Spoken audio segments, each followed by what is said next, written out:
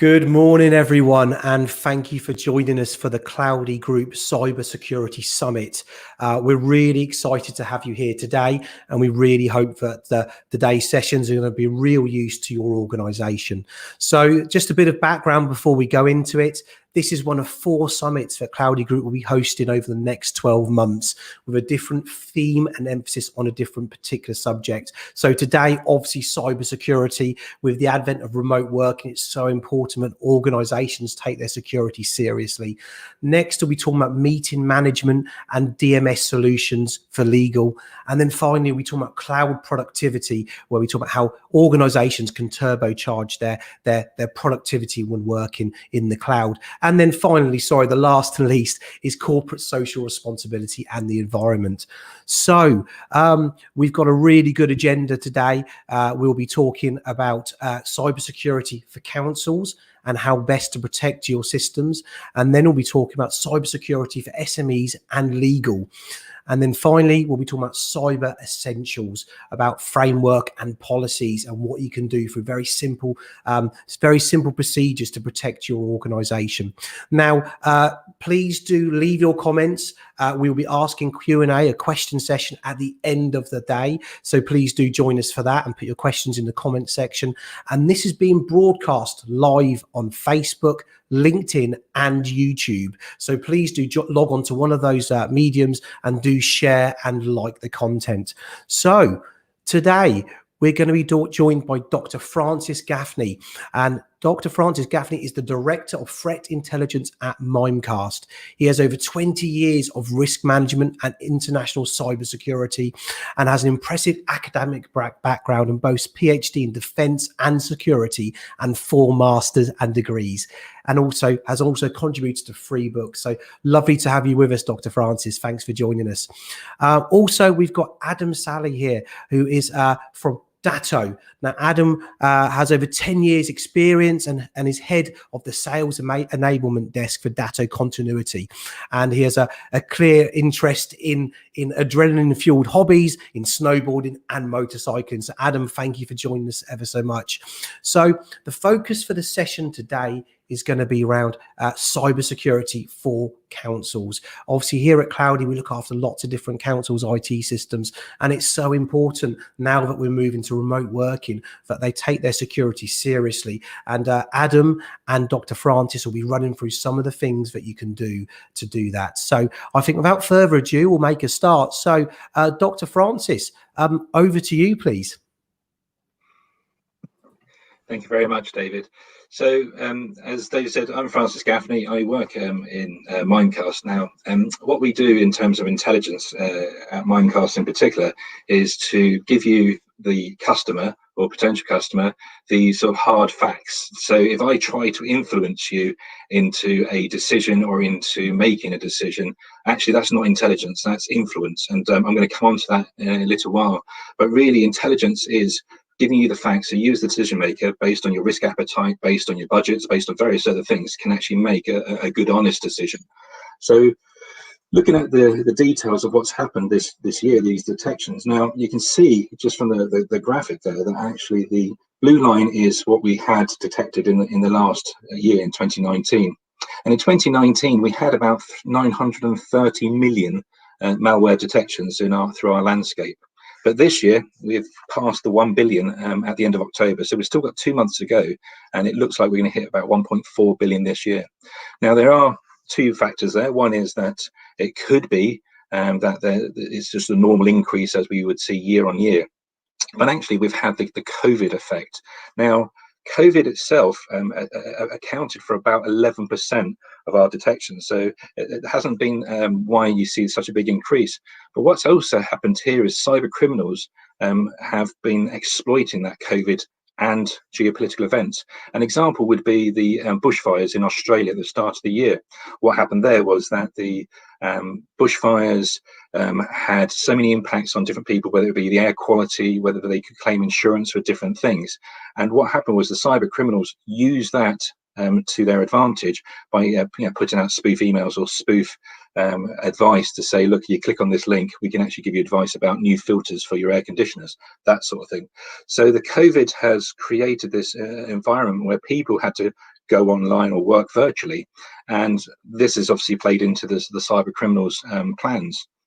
So you can see we have had a significant increase this year of cyber activity. The other sort of things we would see is where traditional criminals have now had to move online because they've got mortgages to pay, as it were. So therefore, they now have used where malware as a service, where they buy the malware product and actually try and exploit people. And you see this in the increase in fraud, especially around last week with Black Friday, that traditional criminals have actually gone into the cyber domain themselves. And we saw a big uptick in new areas where people hadn't traditionally had cyber activity in terms of malicious cyber activity. So this shows that we're now seeing traditional criminals moving into the cyber domain. So how do they do this, and why am I talking about influence? So social engineering, you hear this sort of mentioned quite a lot. And what I'm now going to do is step into the red teaming. So when I started my career in intelligence, I started off in what we called influence operations. Influence operations, information operations, this is where we would try to prevent disinformation. But if I was actually then going against an adversary, I would then be using those skills against them to put my message across. But I can actually also cause them to do things. So this triangle you see in front of you is called the influence triangle. And what I'm trying to do when I'm trying to influence you is change your capability, your will, or your behavior. And so if I was to look at an adversary, I would say, well, if by changing their capability, they may not be able to cause me harm. If I change their will to want to attack me, I can actually then, again, influence them to stop them causing me harm. And if I can change their behaviors so that in the future, they're less likely to cause me harm. So they're the three sort of areas we try and focus on. And how we do that is through pattern of life analysis. So what I will do is actually look at you as a target and start going into your backgrounds. Now, you can think, well, actually, we've got a very, very good cybersecurity provider that looks after our landscape so that you're less likely to be targeted in those ways. But there actually are many, many other ways I can actually target you. So one of the things I will do is go to look to your council's website, and you'll have the lovely photos of people there with a bit of their background. And that's brilliant for me as a person wanting to target you, because I now have your photo. And there's various tools on the internet I can actually use to identify that photo elsewhere on the web and on the dark web. So that photo, I can actually find that image of you elsewhere. And you see this on your own personal smartphones. If you look at your phone, it will actually show you the same picture of other people, as in the sort of same person, but where they've appeared in your other photos. So using that technology, I can actually find where else you appear on the web. I also have a little bit of a background about you, so that helps me start identifying which person is you. Because if you think about it, I'll get lots of options by thinking, well, actually that person lives in Philadelphia, they don't live in the UK. That person, doesn't match the profile that you've put up. So what I'm going to do there is start looking at social media. LinkedIn is a nice place for professionals, but that will give me your work network. But what I want to do is find your social network. I want to find your friends and family. And this is a horrible thing, because if you think about it, what they're doing is horrible anyway. But I'm going to target where you're vulnerable. I'm going to find where you have pictures of you and your friends, where you check in with, say, Strava, or where you do various fitness apps, where you jog. So I can actually work out where you live, the area where you live. You can see where the same point starts for the running. So these are the sort of things I'm going to be looking up. And by doing that, I can actually get inside your thought processes, what you do, who you are. And using that information, I will now start my targeting of you in terms of looking at, say, I don't know, I'll give you a voucher, send you an email, a voucher for the local restaurant that you seem to keep checking into, and as a loyal customer, you get 15% off. It could be from your running apps. I know that you enjoy jogging, so I'll give you some money off for your trainers, or for your maybe outfits. And again, these money off vouchers will actually have malware embedded behind them. It could be, if it's school, you have at the start of the year, and actually this time of year, where we start seeing people post pictures of their Christmas tree with their family in front of it. So now I know you've got a family. I know you've got children. Actually, when I'm looking at your photo of your front room or whatever, I'm looking at your television, I'm looking at your printer, I'm looking at maybe your router, your network router, to identify those bits of firmware. Because if you have a television that's maybe out of date, its firmware is set. So therefore, I know you're vulnerable there, because it's got known vulnerabilities. They're not going to be upgraded anymore. because they want you to buy the new television, or I know what your router is, so therefore I know what your network provider is, so I can start targeting that. So there's lots of things photos will give away. When we have at the beginning of the school year, you'll see the children stand outside the front door. That to me tells me what school the kid goes to, so I can now start looking at where that child appears on the web. And it could be that they play for a rugby team, and therefore that could be the vulnerability. I'll send you pictures of the child, from the school website, saying, here's your kid playing rugby, brilliant game, and you'll download that picture, and again, malware will be behind it. It could be that you've taken a picture of your house, and if I flip the actual image, I can get the metadata, and that metadata tells me the GPS location. It gives away that sort of information. So I now know exactly where you live. And if I wanted to, I could come to the house, not into the house, but to the house, and interrupt your Wi-Fi so that you go through me, and I'll have a Wi-Fi router in the boot of my car, and that can actually do. And that would be for very, very high target or high value targets I could go for. So there are so many different ways I can actually identify pattern life analysis. I get asked the question, how long does it take? About 3 to 4 days. If you've got a very, very, very big social media presence, it will obviously take me less time, but about 4 days to get your known vulnerabilities to who you are, what what makes you tick, and actually where you could be vulnerable. If you don't have a social media presence, and that's a lot of people say to me, well, I don't have a social media presence, you can't affect me. Well, actually, you're primed then to be impersonated, because you don't have a social media presence. Therefore, you're not going to know that I'm actually now impersonating you on social media. So I'll actually go into your friends networks and go that way in terms of firstly listing people who maybe work at the same council you do. So therefore, they'll add me in LinkedIn, and then I'll move into other things such as Facebook, TikTok, Instagram, Twitter, those sorts of things, where then your friends and family may add me thinking it's you, when actually you've been, as they would say, hacked. You haven't been hacked at all. Someone's just impersonating you. So that pattern of life analysis can actually cause this social engineering, and as a result, you can see there then that I can actually do you quite a significant amount of harm in terms of your professional, but also if I'm now in your home network, what I will try to do is piggyback you into your work network. And how do I do this? Well, there's lots of different ways, and you can see this is the layered security approach. So this is how you should be able to defend yourself, but actually I can use that against you to target you. So the hardware, well, this is your physical hardware you have. Well, that means you have physical access, or I can actually do some damage to your firmware. Software, it could be that your home computers aren't syncing. I can see that it's not matching your network, and therefore I could piggyback in and do different things. People, that layer, that's the human firewall you hear it referred to. You are the most amazing people, but you also can be the most vulnerable.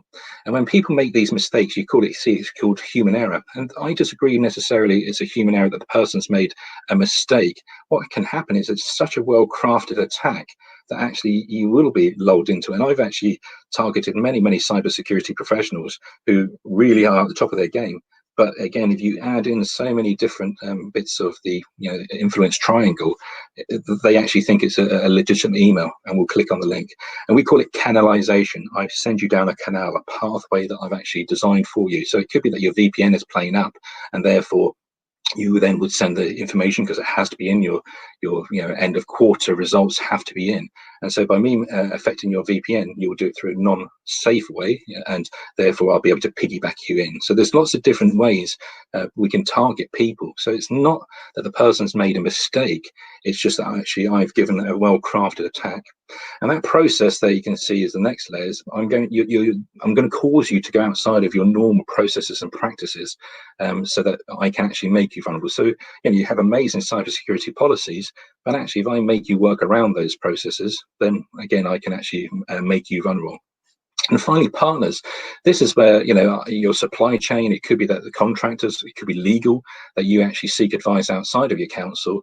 Again, I can actually craft the attack there where they may not be as robust in terms of those cybersecurity policies and practices or vendors, and as a result, obviously I can then target them, and then you will accept that email thinking it's from a legitimate party, and therefore again I've managed to succeed in my attack.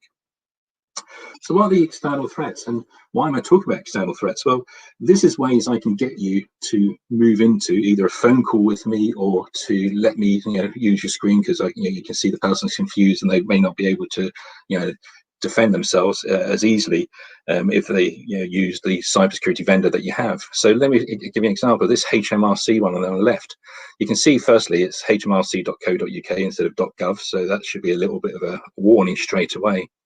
And it's saying that you've got tax relief, so don't we all need that at this time of year?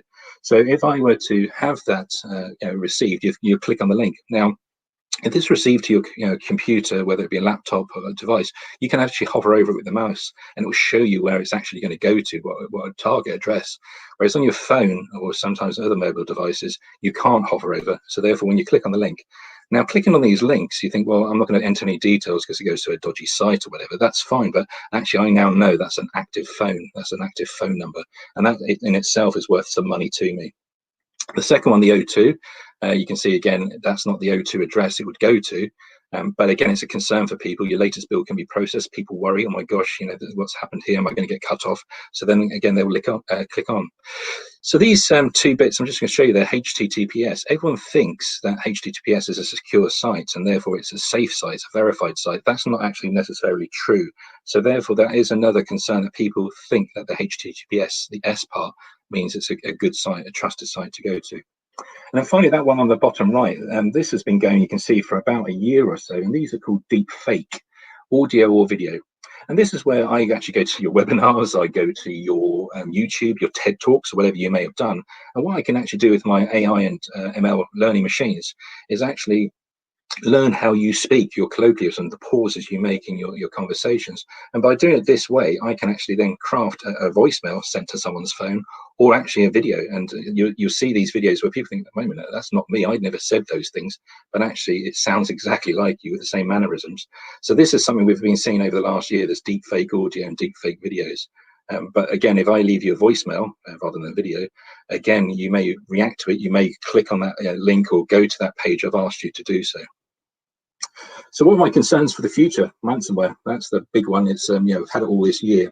We have got concerns building for the webs in terms of HTML, and we're looking at DDoS. DDoS may be the big thing next year, but ransomware is still a good earner, as it were, for the cyber criminals, and therefore they're going to keep using these techniques. They realize that data is worth money. So, if people are willing to pay these ransoms, then obviously they'll continue using that method. Remote working is a concern because it's going to go on to at least June, we suspect, next year. So therefore, the attack landscape is going to still increase. There's going to obviously still be that lack of syncing between the office network and your personal laptops or your personal devices, because again, new software is coming out all the time to counter these cyber vulnerabilities, and people trying to stay on top of them is very, very difficult. Sophisticated spear phishing whaling, that's that pattern of life analysis I talked to you about.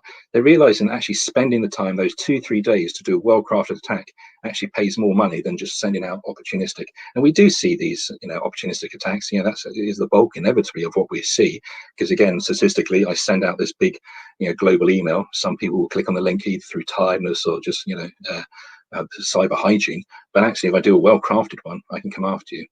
We're obviously seeing this increase in attempts to capture data, and that's that one where I was talking about person outside the house or outside McDonald's or those sort of places where free Wi-Fi is, to try and capture the data as it transits out of you. And then this final one there on this screen is just to do with this legislation. Now, we've seen that we've got data and legislation and data protection, and that's because we weren't protecting the data as an industry, so therefore they had to legislate.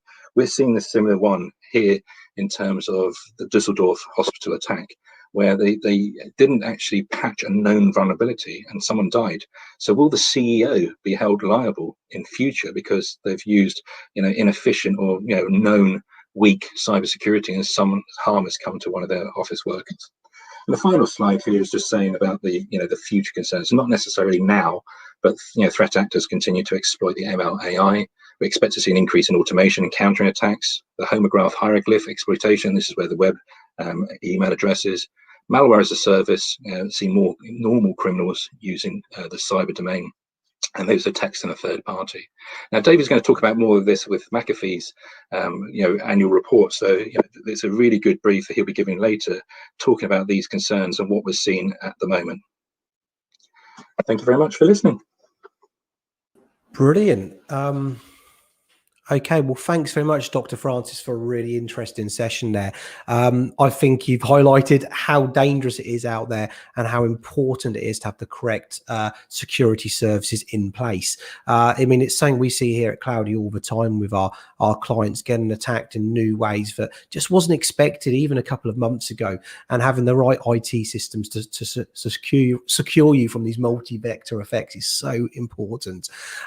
So just to bear in mind, if you do have any questions for Dr. Francis, please put them in the comments section, and then we'll answer them. He'll be able to answer them in the Q&A session at the end of the summit. Just thanks very much for your time, Dr. Francis. I mean, I think we just all realize now that we just need to really look at our security and some of the services, say, that Mimecast do offer and how they can protect you. And just to bear in mind that we are offering deals for Cyber Monday. So if there's any organizations who are looking to take advantage of some opportunities to increase their security or just to review their security, please do get in touch, and we'll have a look at that for you. So now we're going to be moving on to Adam. Adam is going to be speaking from Datto, Adam Sally, and talking about business continuity and protecting your data. So Dr. Francis was talking about obviously how hackers can get into your data, but now Adam will be talking about how to protect your information and ensure that should there be a problem,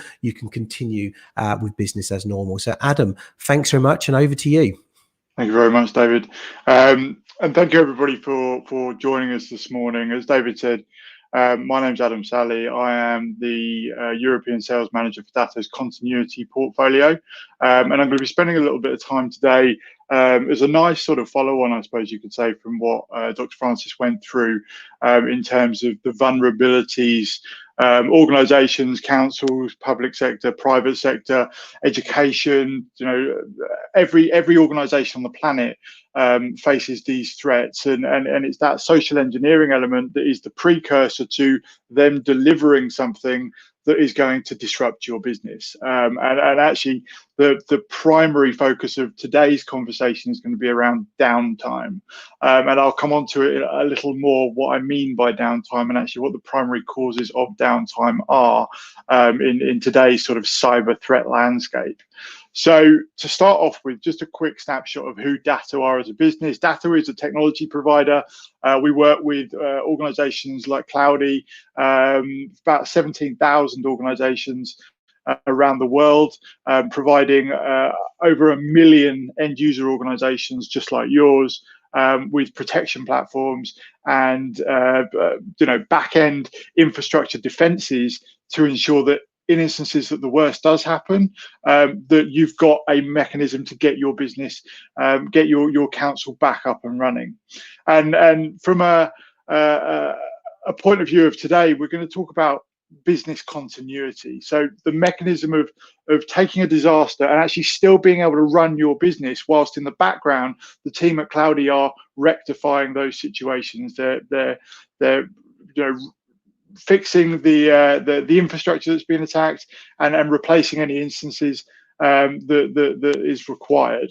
So when we talk about business continuity, we talk about the time between disaster and recovery, and ensuring that that is not a period of time to which you do not have access to your critical systems.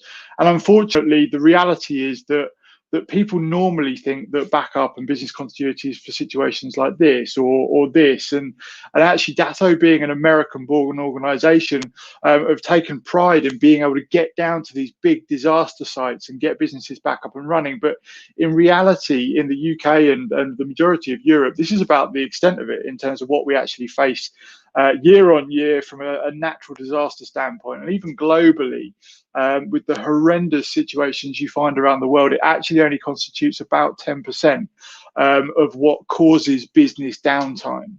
So in reality, people are our greatest risk. And as Francis covered incredibly eloquently, unfortunately, these cyber criminals are becoming so sophisticated now and using such sort of sophisticated social engineering techniques, even sort of neuro-linguistic programming type levels of interaction with people, that people leads their organization to vulnerabilities without even realizing it. And actually, in some instances, unfortunately, it's down to lack of education or dare I say it, stupidity in some cases. In terms of instances like this particular gentleman happens to be the chap responsible for the nuclear alerting system for the island of Hawaii, and he accidentally sent out a nuclear alert stipulating that a ballistic missile was imminent, and actually everybody should be pretty concerned. Lo and behold, he found his photo plastered across the mainstream media, and shortly after that people started cottoning on to the fact that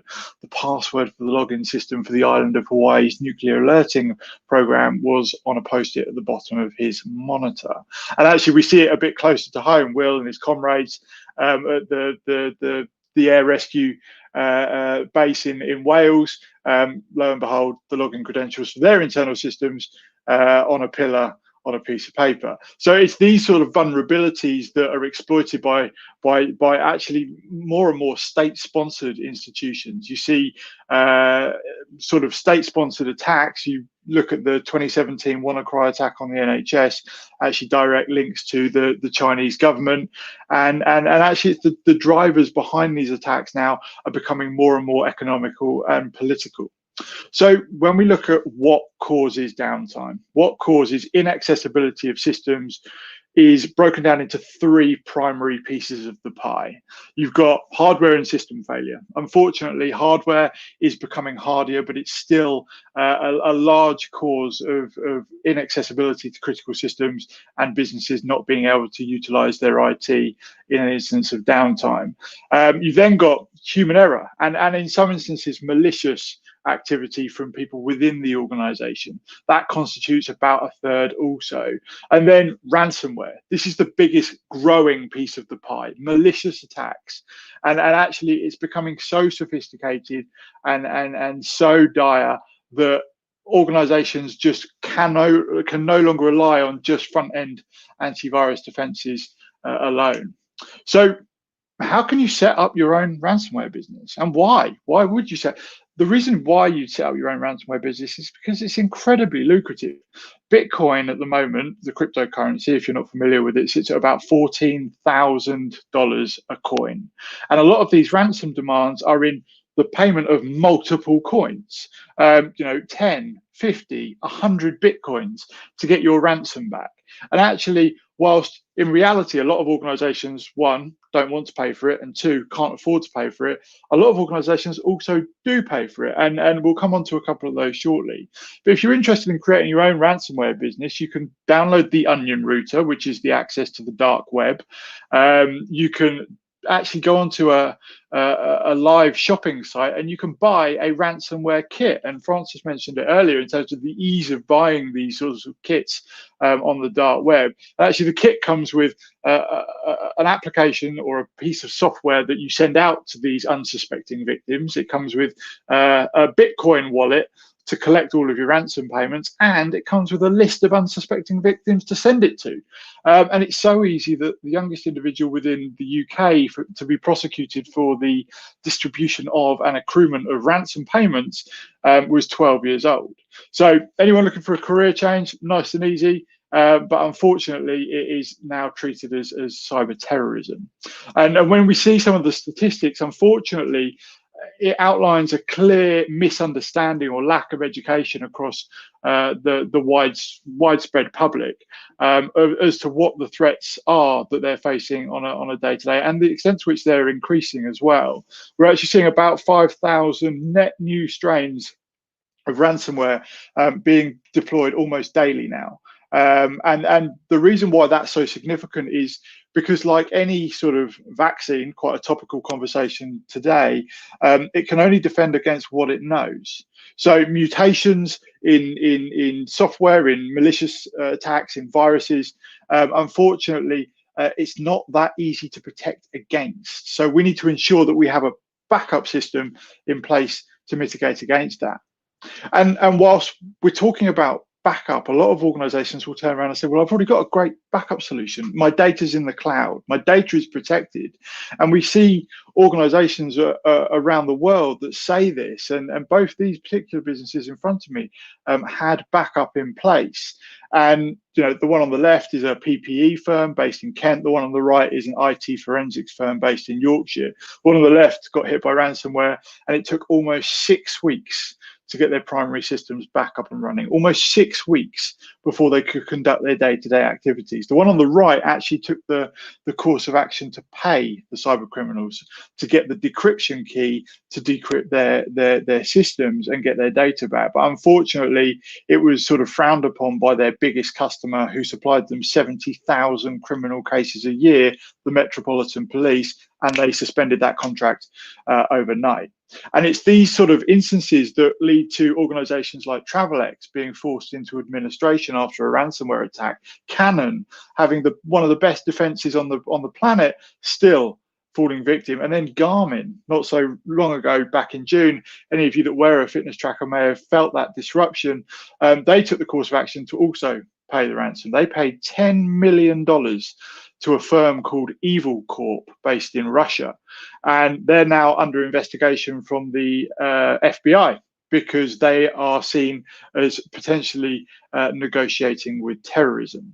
And it's not just these big corporate organizations. We look at across the web, councils all over the country have fallen victim or shown vulnerabilities to these types of attacks, and more importantly than ever at the moment, with the services that need to be provided to the constituent areas of the UK, we need these systems up and running. We need this activity to continue in terms of day-to-day working and the incredible work that all of our government organisations are delivering. So how much does it actually cost? What is the impact of downtime? Well, I break it down into microeconomic and macroeconomic, and from a council standpoint, there's obviously a budget in place, and there's allocated finances to ensure that the deliverables can be met.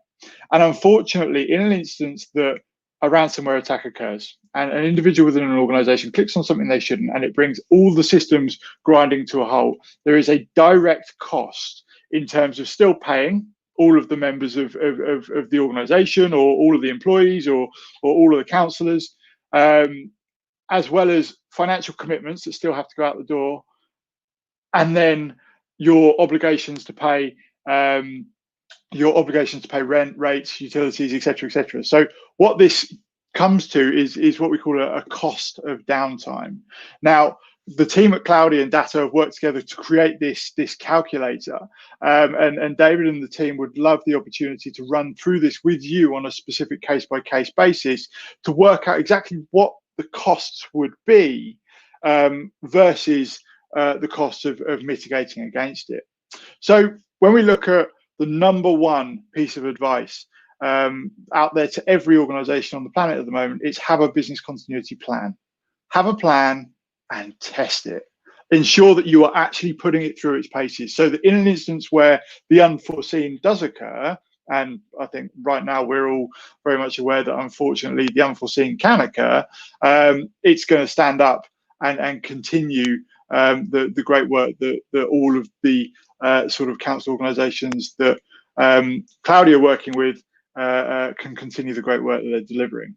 So what does that business continuity plan look like? Well, in short, it should have at least a 3-2-1 rule for backup. So that's 3 copies of any data that you actually care about across at least 2 geographic locations, one of which should absolutely be offsite in some form of third-party cloud solution. Also, it's business continuity, not just backup. Business continuity ensures the minimization of downtime.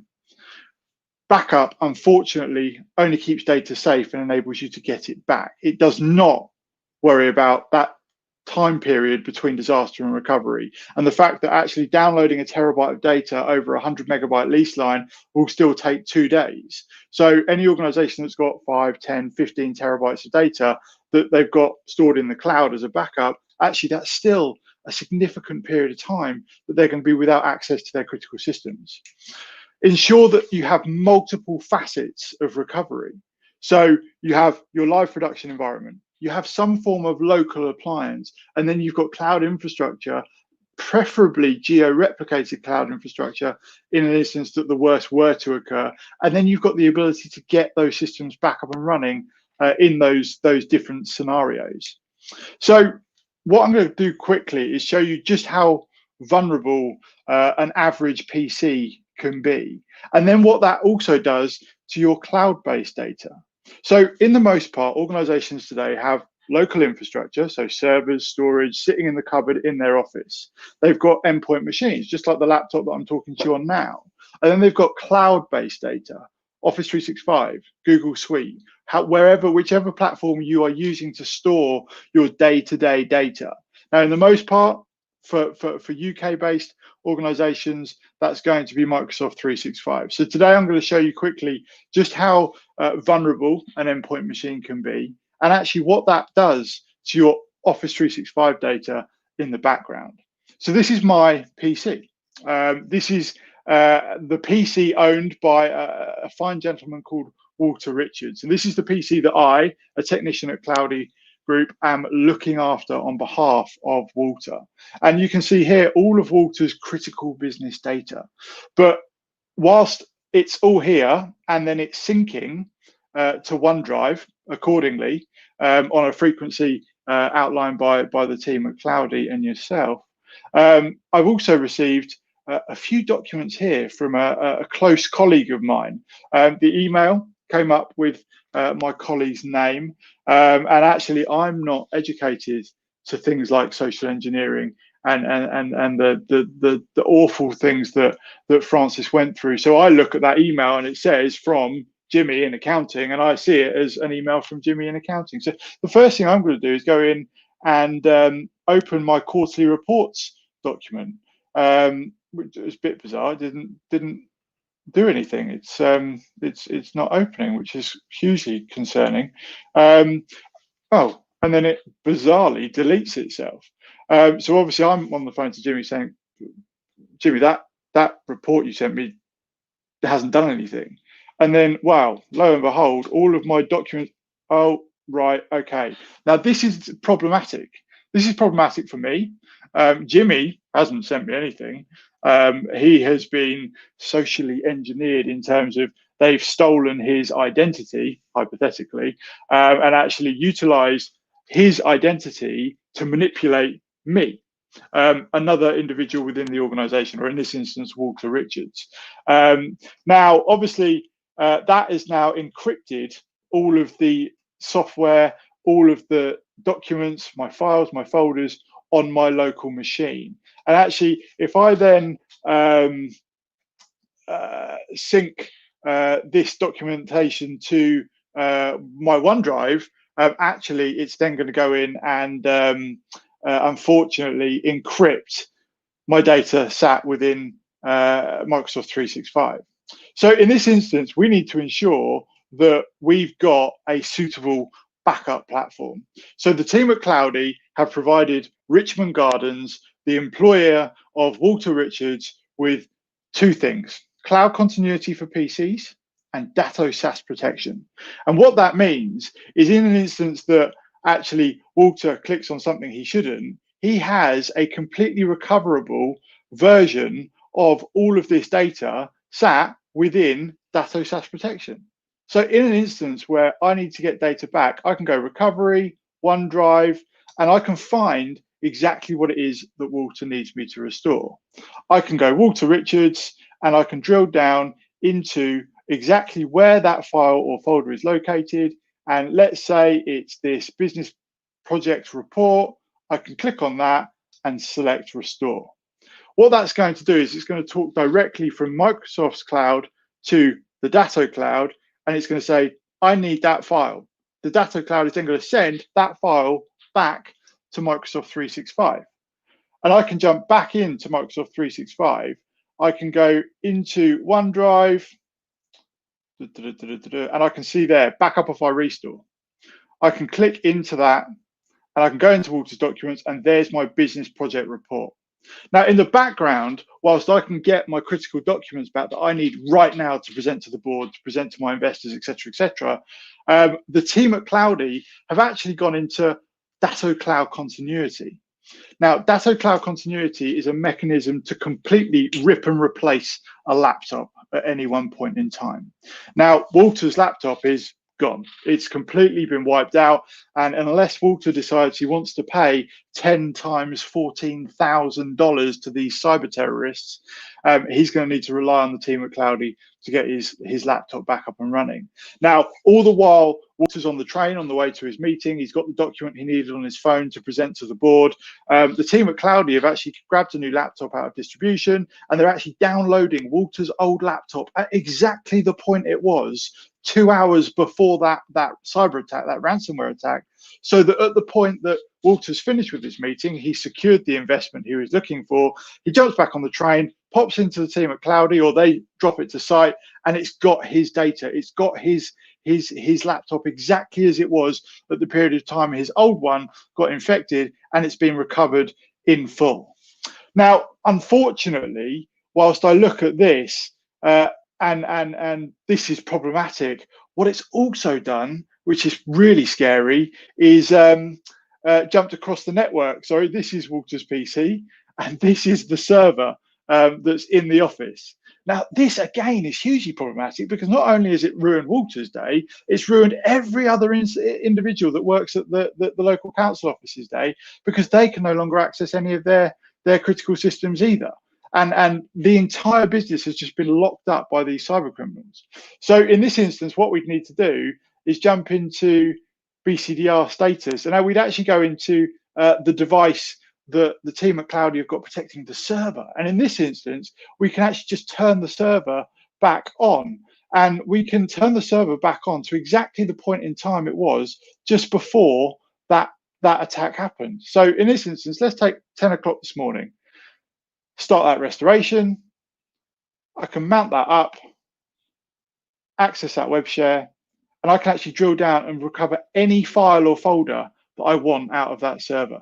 Now, in an instance where we need to get the entire server back up and running, I select the server, local virtualization, start that restore, allocate adequate resources, and start that virtual machine.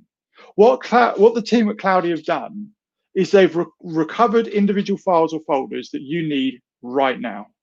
In the background, they've got a replacement laptop being built to replace Walter's laptop.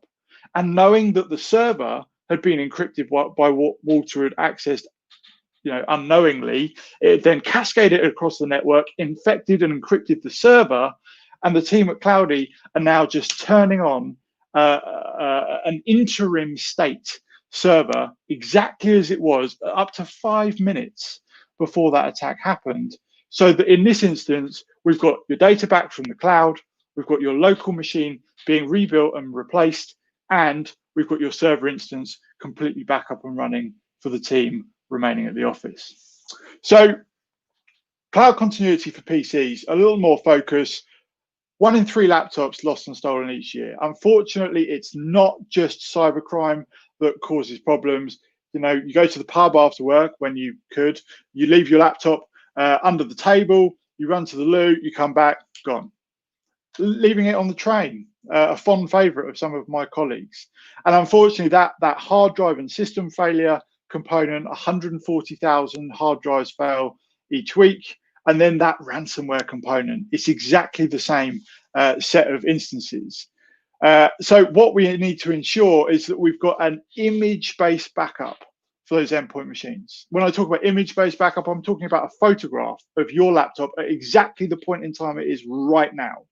Not giving you a new laptop, getting you to download your files, you going in and having to spend a day or two reconfiguring everything, connecting up your network settings, ensuring that it can connect to your Wi-Fi, recovering your laptop at exactly the point it is right now.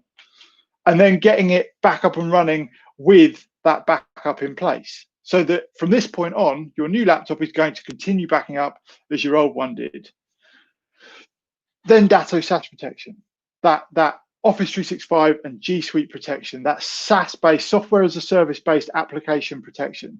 Now, this comes down to the same instances and a bit more as to why. So what does it protect? Exchange, OneDrive, calendars, contacts, SharePoint and Teams for the Office 365 side, and then Google Mail, Calendar, contacts and shared drives on the G Suite side. And why? Because unfortunately, despite the fact that everybody believes the cloud is some form of mythical unicorn in the sky, it is just someone else's data center. And it is as susceptible to outages, and Microsoft have experienced their fair share in the last 6 weeks, as any other local instances. It's also susceptible to people accidentally deleting things or maliciously going in and deleting things. This is one of the biggest vulnerabilities of cloud-based data applications, is I catch wind that I'm leaving Datto because I've been maybe sending emails to organizations or individuals that I shouldn't have. The first thing that I'm going to do before they come and formally tell me that I'm leaving Datto is try and wipe out the evidence. I'm going to wipe out my inbox. I'm going to wipe out my sent items. Now, previously in my role, I've been having legal conversations, contractual conversations, conversations with stakeholders, shareholders, investors, the government, whoever it might be. And actually, instantly, when I've deleted that data, my business loses compliance.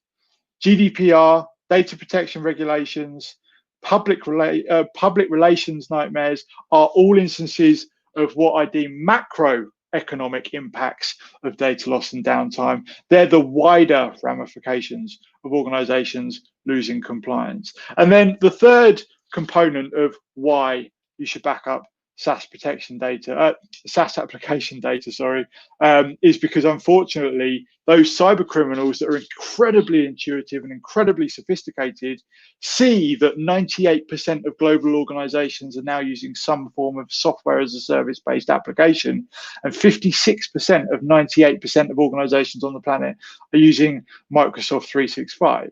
So if I'm a cyber criminal and I want maximum bang for my buck, I'm going to write a piece of malicious software once to target 56% of 98% of the global economy.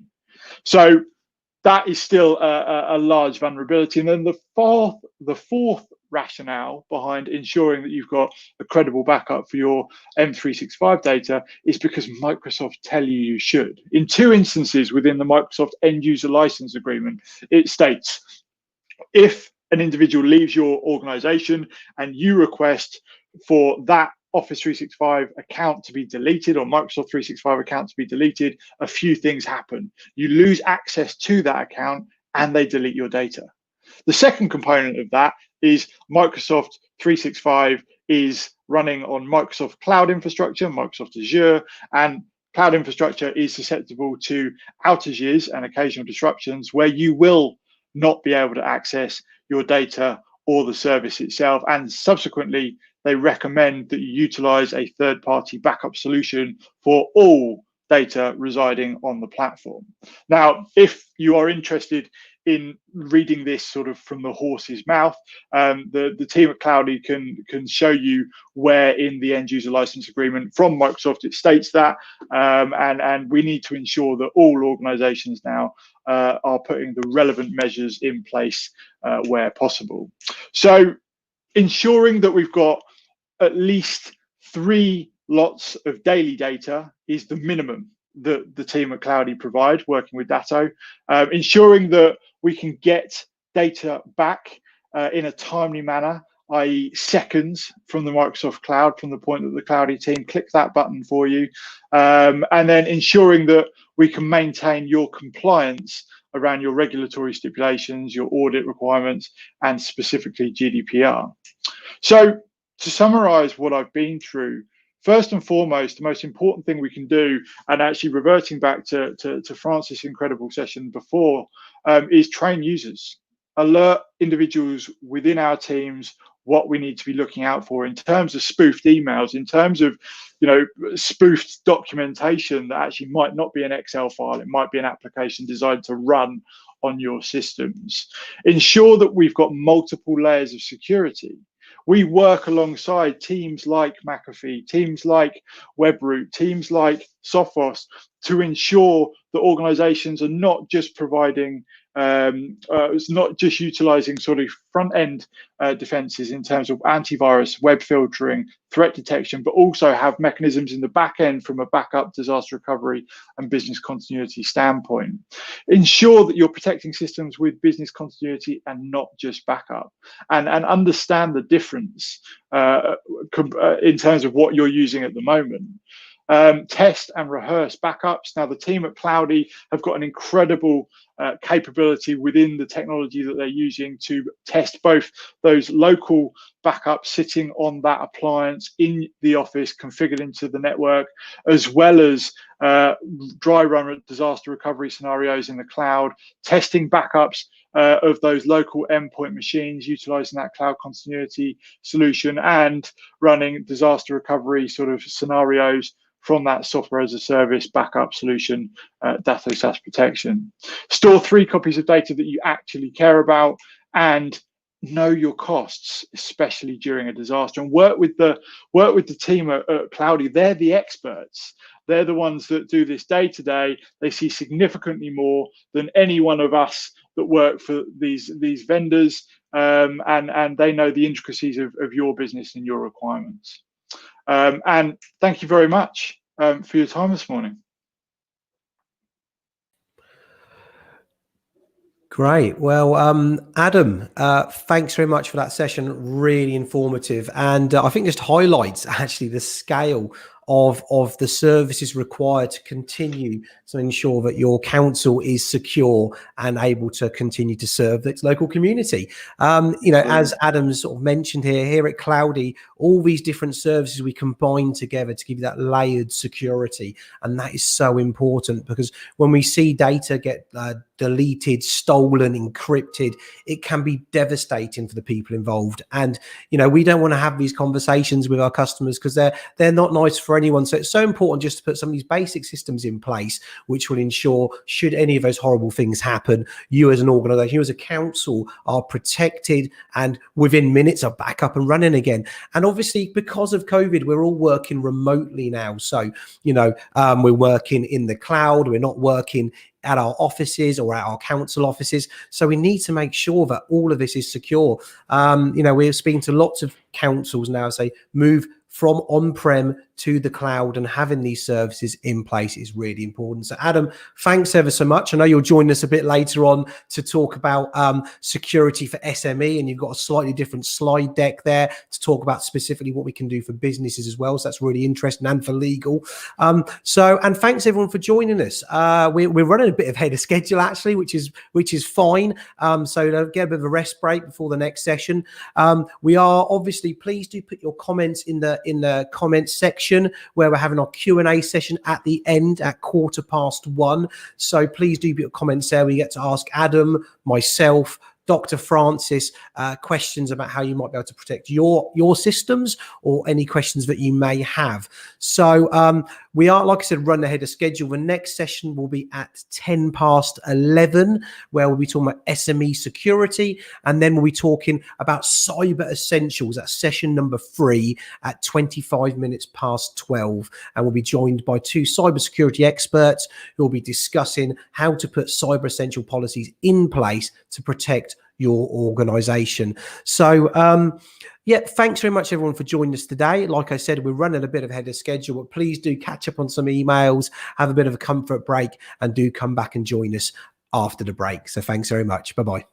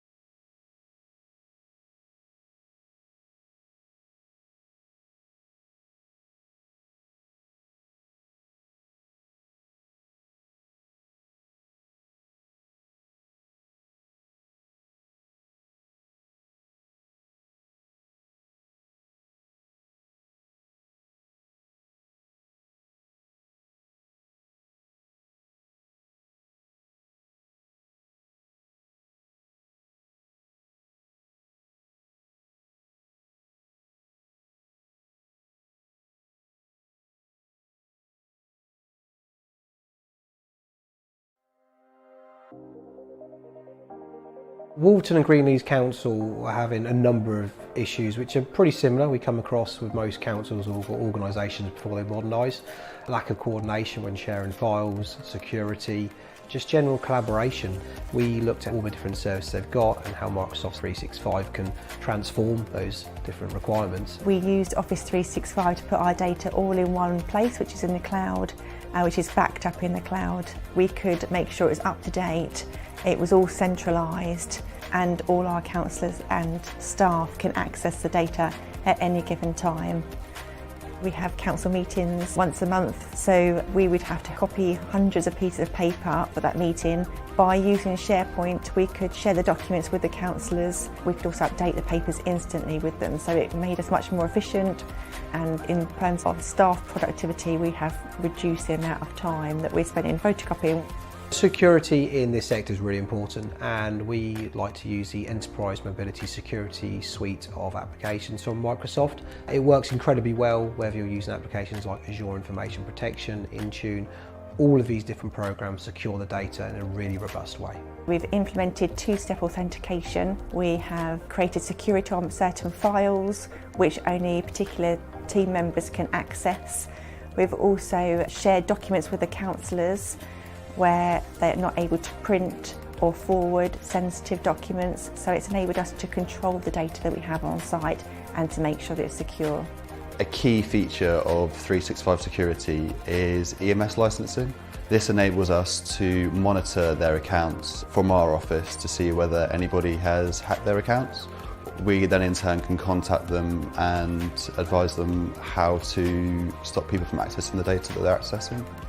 365 has enabled Walton and Greenleys Council to engage with their local community in a unique way. Through our Cloudy Academy programme, we have gone and found talented youngsters who have an interest in IT and app development and introduced them to Walton Council to develop an app for a mobile phone. We are procuring a environmentally friendly weed killing machine which also cleans, so the app would enable councils in the Milton Keynes to be able to book the machine and for the public to report graffiti or weed issues in their community. Ensuring the IT services at Walton and Greenleys Council are continually moving with the times is really important to them and us. 365 is fantastic in that new capabilities, new services continue to be developed by Microsoft, ensuring that they're always at the cutting edge. Office 365 has worked really well for our council. CloudyIT have enabled us to work efficient and use the product with ease. The training they provided makes the system seem simple and easy to use, which is really important. We like to think that not only do we deliver a really robust solution for our modernisation programme, but we genuinely care about making sure that councils get the most out of their IT. So we encourage any council who wants to look at how they work with their IT, change processes and procedures and really get the most out of their IT systems to get in touch, and we're happy to help them.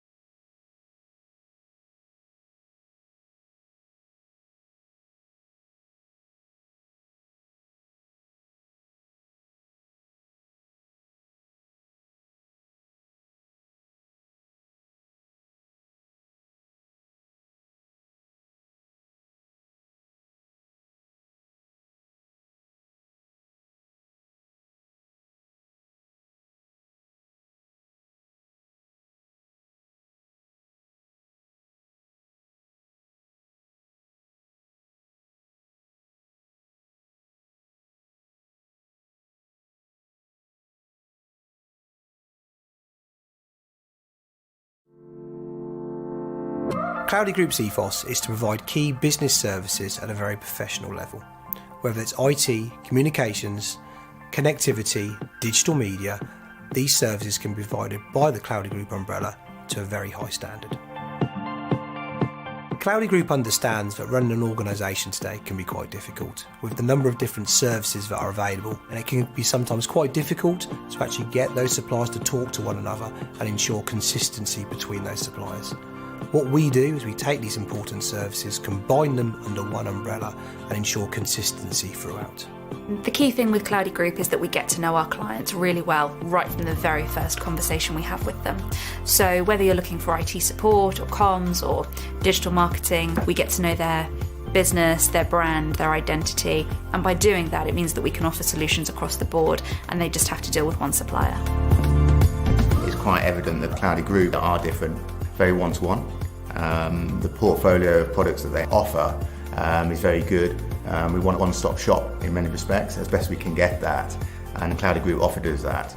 Efficiency to a company like ours is absolutely paramount. We need the systems in place to make our business as efficient as possible, and all of the systems that Cloudy have offered us have done exactly that. One of the most important things Cloudy Group does is it actually delivers solutions rather than individual systems. Our solutions will enable businesses to work a lot more effectively and improve productivity and performance whilst reducing costs. We got to the point where we couldn't really expand or do what we wanted to do, so we explained to Cloudy where we wanted to go. What's really helped is we've gone to the cloud, so we no longer have a server on site. It's brought us completely closer together. I do need to be in touch with the outside world, and I need to do it in a way that makes me look as professional as possible. And to have a young, smart company that can say, Jane, this is what you need, is fantastic. Cloudy Group have been trading for 15 years. Over those 15 years, business has changed a lot. We are ensuring that as it moves, we're moving with it and we're staying at the forefront of the technology. They're working with the cutting edge technology all the time and bringing in new products and offering it to us, and it works very well for us. You need somebody that's going to sort of shake you and say, try this or go for that, and then wonderfully make it work.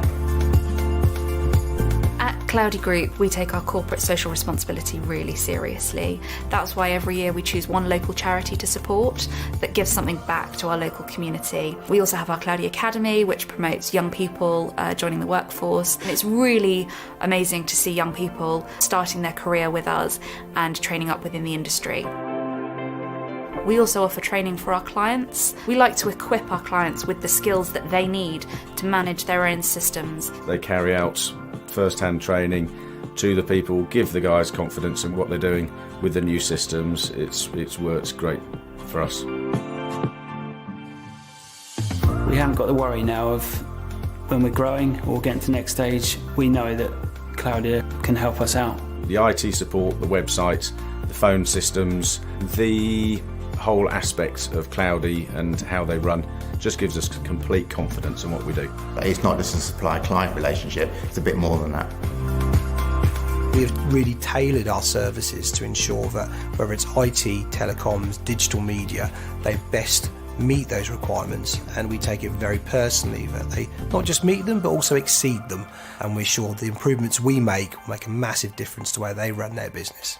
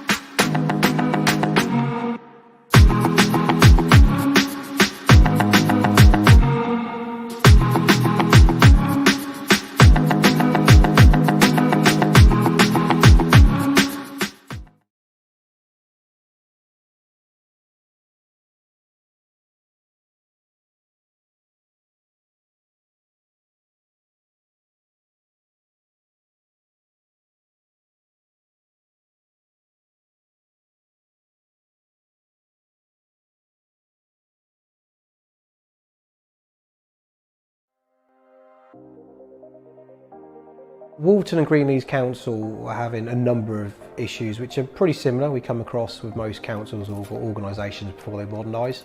Lack of coordination when sharing files, security, just general collaboration. We looked at all the different services they've got and how Microsoft 365 can transform those different requirements. We used Office 365 to put our data all in one place, which is in the cloud, which is backed up in the cloud. We could make sure it was up to date, it was all centralised, and all our councillors and staff can access the data at any given time. We have council meetings once a month, so we would have to copy hundreds of pieces of paper for that meeting. By using SharePoint, we could share the documents with the councillors. We could also update the papers instantly with them, so it made us much more efficient. And in terms of staff productivity, we have reduced the amount of time that we're spending photocopying. Security in this sector is really important, and we like to use the Enterprise Mobility Security suite of applications from Microsoft. It works incredibly well whether you're using applications like Azure Information Protection, Intune. All of these different programs secure the data in a really robust way. We've implemented two-step authentication. We have created security on certain files which only particular team members can access. We've also shared documents with the councillors where they're not able to print or forward sensitive documents, so it's enabled us to control the data that we have on site and to make sure that it's secure. A key feature of 365 security is EMS licensing. This enables us to monitor their accounts from our office to see whether anybody has hacked their accounts. We then in turn can contact them and advise them how to stop people from accessing the data that they're accessing. 365 has enabled Walton and Greenleys Council to engage with their local community in a unique way. Through our Cloudy Academy programme, we have gone and found talented youngsters who have an interest in IT and app development and introduced them to Walton Council to develop an app for a mobile phone. We are procuring a environmentally friendly weed killing machine which also cleans, so the app would enable councils in the Milton Keynes to be able to book the machine and for the public to report graffiti or weed issues in their community. Ensuring the IT services at Walton and Greenleys Council are continually moving with the times is really important to them and us. 365 is fantastic in that new capabilities, new services continue to be developed by Microsoft, ensuring that they're always at the cutting edge. Office 365 has worked really well for our council. CloudyIT have enabled us to work efficient and use the product with ease. The training they provided makes the system seem simple and easy to use, which is really important. We like to think that not only do we deliver a really robust solution for our modernisation programme, but we genuinely care about making sure that councils get the most out of their IT. So we encourage any council who wants to look at how they work with their IT, change processes and procedures and really get the most out of their IT systems. So get in touch and we're happy to help them.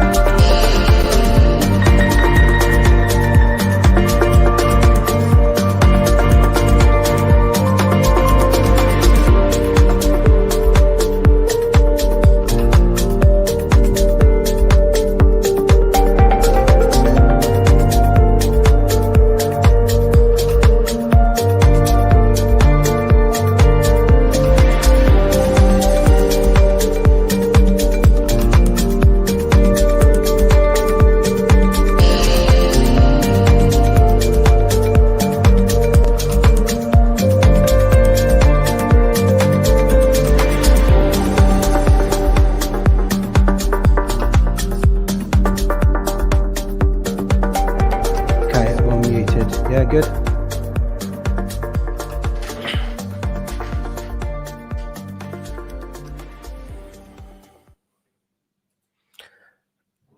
Hello and welcome back to the Cloudy Group Cybersecurity Summit. Thanks very much for coming to join us here today. So we've had a really interesting session with Dr. Francis and the other experts, Adam, talking about cybersecurity for councils. And the next session now we'll be talking about cybersecurity for SMEs and for law. Please remember that this event is being broadcast on Facebook, LinkedIn, and YouTube. So please do like and share. And also this event is sponsoring the planting of trees as part of Sustainably Run and the Green Earth Appeal. We're planting 100 trees as well. This event is one of 4 different events happening over the next 12 months. This one focused on cybersecurity in a post-COVID world, but equally we're going to be talking about meeting management and DMS solutions for councils and businesses, cloud productivity and corporate social responsibility and the environment. So if I move across here, we're going to be joined next by Dr. Francis Gaffney. Now, Dr. Francis Gaffney is the Director of Threat Intelligence at Mimecast. He has over 20 years experience in risk management and international cybersecurity. And he has an impressive background with PhDs in defense and security. So, Dr. Francis, obviously, we're going to be going through some bits in a moment. We're really looking forward to hear that. So thanks so much and over to you. Thank you, David. So welcome and thank you very much for joining me. So I'm going to go through really the sort of basic outline of the threats we're seeing this year compared to last, and then going through how an attacker can exploit you in terms of social engineering and pattern life analysis.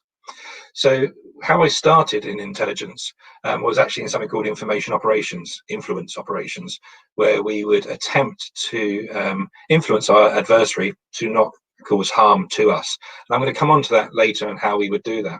But if I just go through really what we're seeing this year compared to last year, and you can see the green bars there, we can see we're quite significantly up in terms of numbers of malicious detections.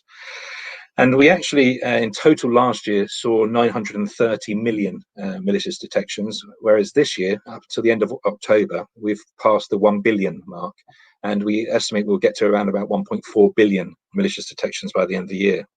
Now, Dave is going to go through this in terms of his McAfee report, and Adam's going to cover off parts of it. But this year, in particular, people are saying, well, actually, COVID is the cause for this. And it is in some ways. I mean, about between 11 and 15% of our detections are COVID related.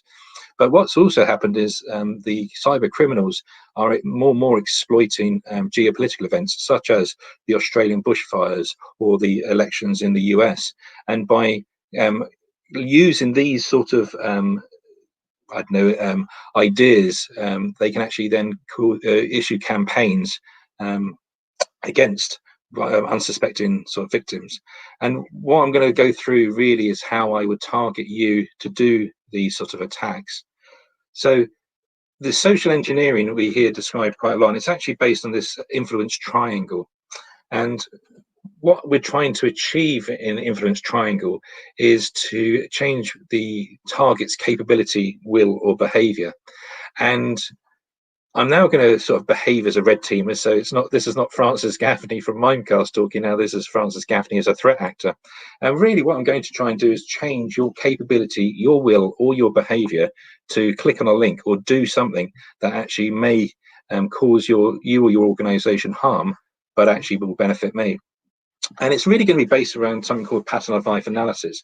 And if I can change your capability, so your ability to actually resist an attack, or your will to not click on a link, or your behaviors, change your processes and policies, I'm actually going to win. So pattern of life analysis, how does it work? So what I'm going to do is I'll go to your corporate websites, I'll go to anywhere that you appear on the web, really. I'll do a search, and what I could be doing is targeting the company first. So if I'm going to a company specific, I'll go on and start seeing who the staff are, and you'll see lots of companies have photographs of their key members and then a bit about them. Sometimes it'll give a bit of background about that person. And that's what I'm looking for, those sort of things. It could be that it's the other way around. I'm actually targeting a person who I've seen a lot on social media or various other things, and I'm going to find out whether they work, because some of the information they're posting could be just too valuable for me. And I actually think, well, where do they work, so that I can actually exploit that. And really what I'm doing is looking for your vulnerability. So that's the bottom line. How can I target you? And how can I do it best? And it could be in many, many ways. It could actually be via your children. It could be via your hobbies. It could be via your social life. And so what they will do is actually just identify where you could be made vulnerable. And the Ashley Madison attacks, you know, those ones where they had the data from these various dating websites and those sort of things, these are the sort of things they want to exploit, because that's where the person is vulnerable. So this pattern of life analysis, what I'll do is I've got your photo. So I've gone to your corporate website and there's a lovely photo of yourself. And there's various technologies online where I can actually use that photo to identify that same image or that same person elsewhere on the web. So it could be exactly the same photo, or it could be very similar photos. But what these sort of face match technologies do is identify this person elsewhere on the web. And it could be even in your social media, and it could be your friend's social media. So it could be that you've gone to a party. You may not have posted the picture, but your friend may have, but your picture has appeared, and this face matching technology has identified you. So what I'm going to try and do is build up your work network. So who are your work colleagues? Who are the people you interact with at work, who you've actually friended or connected with in your network? But then I'm also going to look at your social. So I'm looking at your friends and family. And what I'm going to do there is identify who your friends and family are in terms of this big web of connections, so that I can see how else, hobbies, or where you check into. And it could be that you have a favorite restaurant you seem to go to. It could be that you take part in various fitness. So it could be running, it could be cycling, it could be whatever. And what I'm trying to do, again, is identify what I could use to sort of get in with you. And what I could then do is send you a voucher to your email address that has a bit of malware behind it. And it could be a voucher saying 15% off your favorite restaurant as a loyal customer. It could be 15% off some cycling equipment or whatever, again, to get you to click on that link or to download that voucher, which has got the malware behind it. In a more sinister way, I can actually target your family and friends. And what I'm trying to do there is I'm looking for photographs again, and it could be that you at this time of year, people putting up pictures of their Christmas trees and things and posting on social media. And what I'm now doing is looking at your tech. I'm seeing, oh, okay, this person's got this particular type of television. They've got this router I can see in the picture. There's a mobile phone sitting on the table, and it's part of the picture. So there could be lots of different bits of tech in that picture that you may not identify because it's just there in the background for you. But what I'm actually looking at is whether that firmware in that television, the router, the mobile phone, the printer have actually been updated. And it could be that, again, some firmware is not being supported because the television or the router or the printer is so old, they actually want you to buy the new product. So therefore, they're not going to update the firmware on that one. And now it's got known vulnerabilities. And these are the ones I'm going to exploit, because I know you have that TV that's connected to the internet because it's a smart TV. So I'm going to try and now use those vulnerabilities in that particular television set to target your home network. And what I'm going to do there then is actually got into your home network. I can actually play with various things, whether it be the VPN or actually the actual Wi-Fi itself. And it's going to aim at that processes part where I'm going to try and change how you behave at home. So it could be that you are now going to try and use your VPN to get into your office network, but I'm actually making that your VPN doesn't play properly or it doesn't connect properly. And therefore, you're going to have to not use the VPN and use an unsafe method of transmitting your data. And it could be that I'm sitting on your network for some time, so I'm waiting for you to actually put in your quarterly results that have to go in so urgently. And it's at that one time when you needed the VPN or needed this particular thing to work, it's not. So therefore, you'll make a rash decision to actually use a different process, and therefore you're making yourself more vulnerable. Going to the next level, it could be that I've seen pictures of your children. So again, a lot of people post their first day at school pictures. Again, I can identify them from the school uniform, what school they could go to, the school badge, the school tie. There's various things as well, because if I flip that picture over and look at the metadata, it may even give the GPS location if you had taken it on your smartphone. So now I know where you live. I can actually work out what that local school uniform is to do with, and therefore I can actually now go onto the school website to see that same picture of the child. And it could be that they play rugby, it could be that they play hockey, they could play whatever. It could be in a school concert, those sort of things. And I actually will send you a picture, maybe impersonating somebody else, to say, oh, look, I took a picture of this, your child. It was great. She did so well, or he did so well. And then you'll download that picture, again, with the malware behind it. And you may not at home have the same protections you do in your workplace, i.e. the various cybersecurity vendors that you may use. So this is why I'm targeting your home network, because what I'm going to now do, as I said earlier, I'll piggyback into your work network through those processes I've canalized you down. And this canalization, this pathway, this canal, this route, I'm actually picking so that I can actually monitor it, or I'm actually following it to show that I'm going to get through. And if you're sending in yourself an Excel spreadsheet or a PowerPoint presentation because you're trying to meet these deadlines, you're more likely to override the cybersecurity vendor's block and say, actually, can you permit this to go through? Because I need it, I know it's safe because my home network hasn't been compromised, and therefore I'm through.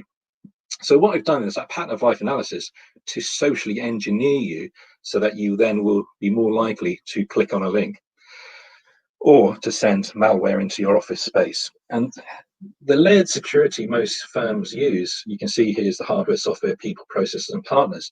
That layered security is also how I would do my attacks. I'm going to look at whether I can attack your hardware, whether I can attack your software, the people, processes, and partners again. So the hardware, it could be that I'm actually targeting the physical hardware. And down where I live, we've had a 36% increase in crime against server farms. So they've actually found a big increase in people going in to server farms themselves and putting in hardware data. Now, this was detected for us around about March, April in our detections, and it was a cottonmouth. And cottonmouth is a type of malware that's actually only usually introduced through USBs. And it could be that people were then moving to the remote working scenario and having to transfer data through their USB ports, and that maybe that's where it was introduced, or it could have been through these server farms, burglaries and break-ins. So the hardware is quite an important one that is easily cause harm to if I can actually get access, physical access. Software, we've talked about various ways I can actually hopefully piggyback into your work. But actually, I'm also looking at your office laptop, your office device that you're working remotely on, because it may not be syncing with the main one, or it could be that you're just so overwhelmed with people working at home to keep up to date with all the various patches that come out on the various software that you use in a company. And since people working virtually, more software has been used, so people now using increasing communication applications, whether it be Zoom, Teams, I'm trying to think of the other ones like Slack, those sort of things. And because people are using more software, obviously the more vulnerabilities I could be introducing into the IT manager's remit. So the people I spoke about just now, and that's social engineering, the pattern of life analysis, and people could put this down as human error. And it isn't necessarily that the person's incompetent or the person is actually trying to introduce harm because they haven't got good cyber hygiene. It's because they could have had a well-crafted email targeted at them, or it could be that I've piggybacked from their home network and they have accepted that email because they know their home network is safe, or they think their home network is safe. So people are often referred to in the layered security as that human firewall, but actually it can also be that's where you're most vulnerable, because if I have somebody that I've actually managed to compromise, they could actually then compromise the office network. Those processes I spoke about, so you say that you can only connect into the office network through VPN, that if I actually interrupt that process, then therefore you may use a more unsafe. It could be that I have caused your home network to not work, but you really need to get this quarterly report in, so you may go to another Wi-Fi or even use your mobile data. And again, that could be where I've canalized you down because I'm onto your mobile data through something called a pineapple, which is again another piece of hardware I can get online very easily for you to go via me. And finally, partners, and that could be where the supply chain, it could be your accountants, it could be your legal advisors that you don't use that often, but on these cases you needed to. It could have been them that I targeted, and this was used in the US against Target, actually, the big shop. And what they did there, they went through one of their partners to actually conduct the attack to Target. So this is that layered security, but actually it's also where I can try and target my different attacks methodologies, or as we're seeing more and more recently now, hybridization of attacks, where I'm actually targeting the software and the people at the same time. So therefore it makes it harder to defend against. What are the external threats I'm talking about to email? And this could be that I'm sending a message to your mobile phone, and you can see there the first one that you've got a tax refund. So this is something we'd all welcome as we come up towards Christmas or Black Friday. The credit card bills start coming in.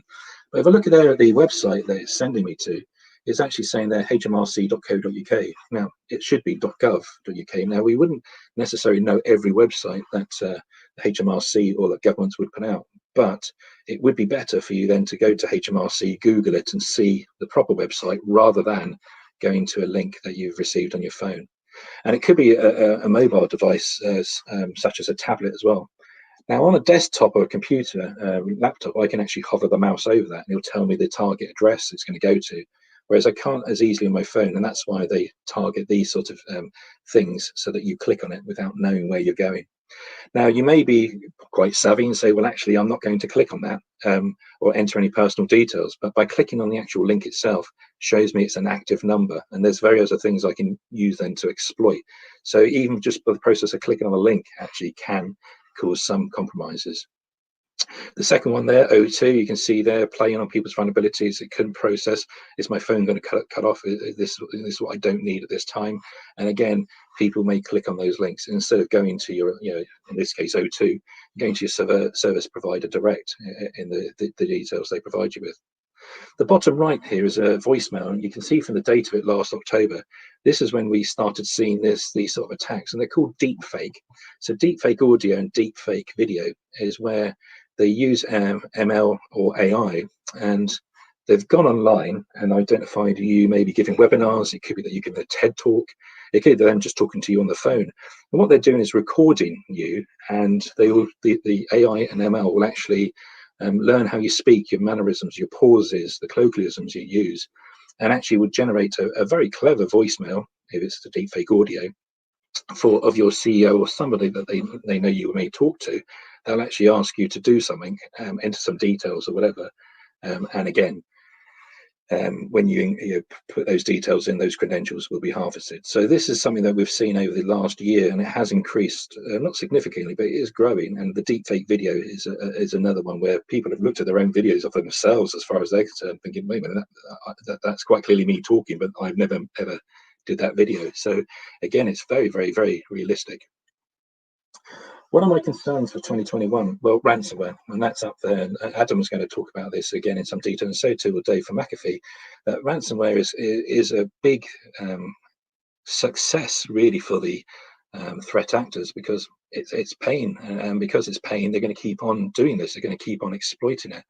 And you'll see there's various techniques, again, they may use through that social engineering, and may sit on your system for a while, gaining the intelligence about it, just understand your network, so that they know how much they could actually charge, as it were, for the actual ransom to get your data back up and running. That remote working, as it continues, we can see this is going to increase the threat landscape as more software is introduced into people's lives. Again, people are coming to terms with how Teams work, or how Zoom works, or how they do these online various communications. Or it could be that new programs, policies, vendors come online. And again, the person has to get used to it. But in those early days, that's when you're more vulnerable, because you're not sure if clicking on this does this or whatever. So these are opportunities for the threat actors to exploit. I spoke about the spear phishing and whaling, and that's that pattern of life analysis. And again, it's a technique that's pain. People ask me, how long does it take me to do a good pattern of life analysis on something? 3 to 4 days. If you've got a spectacular social media presence, well, then it takes me a lot less, because everything's there for me.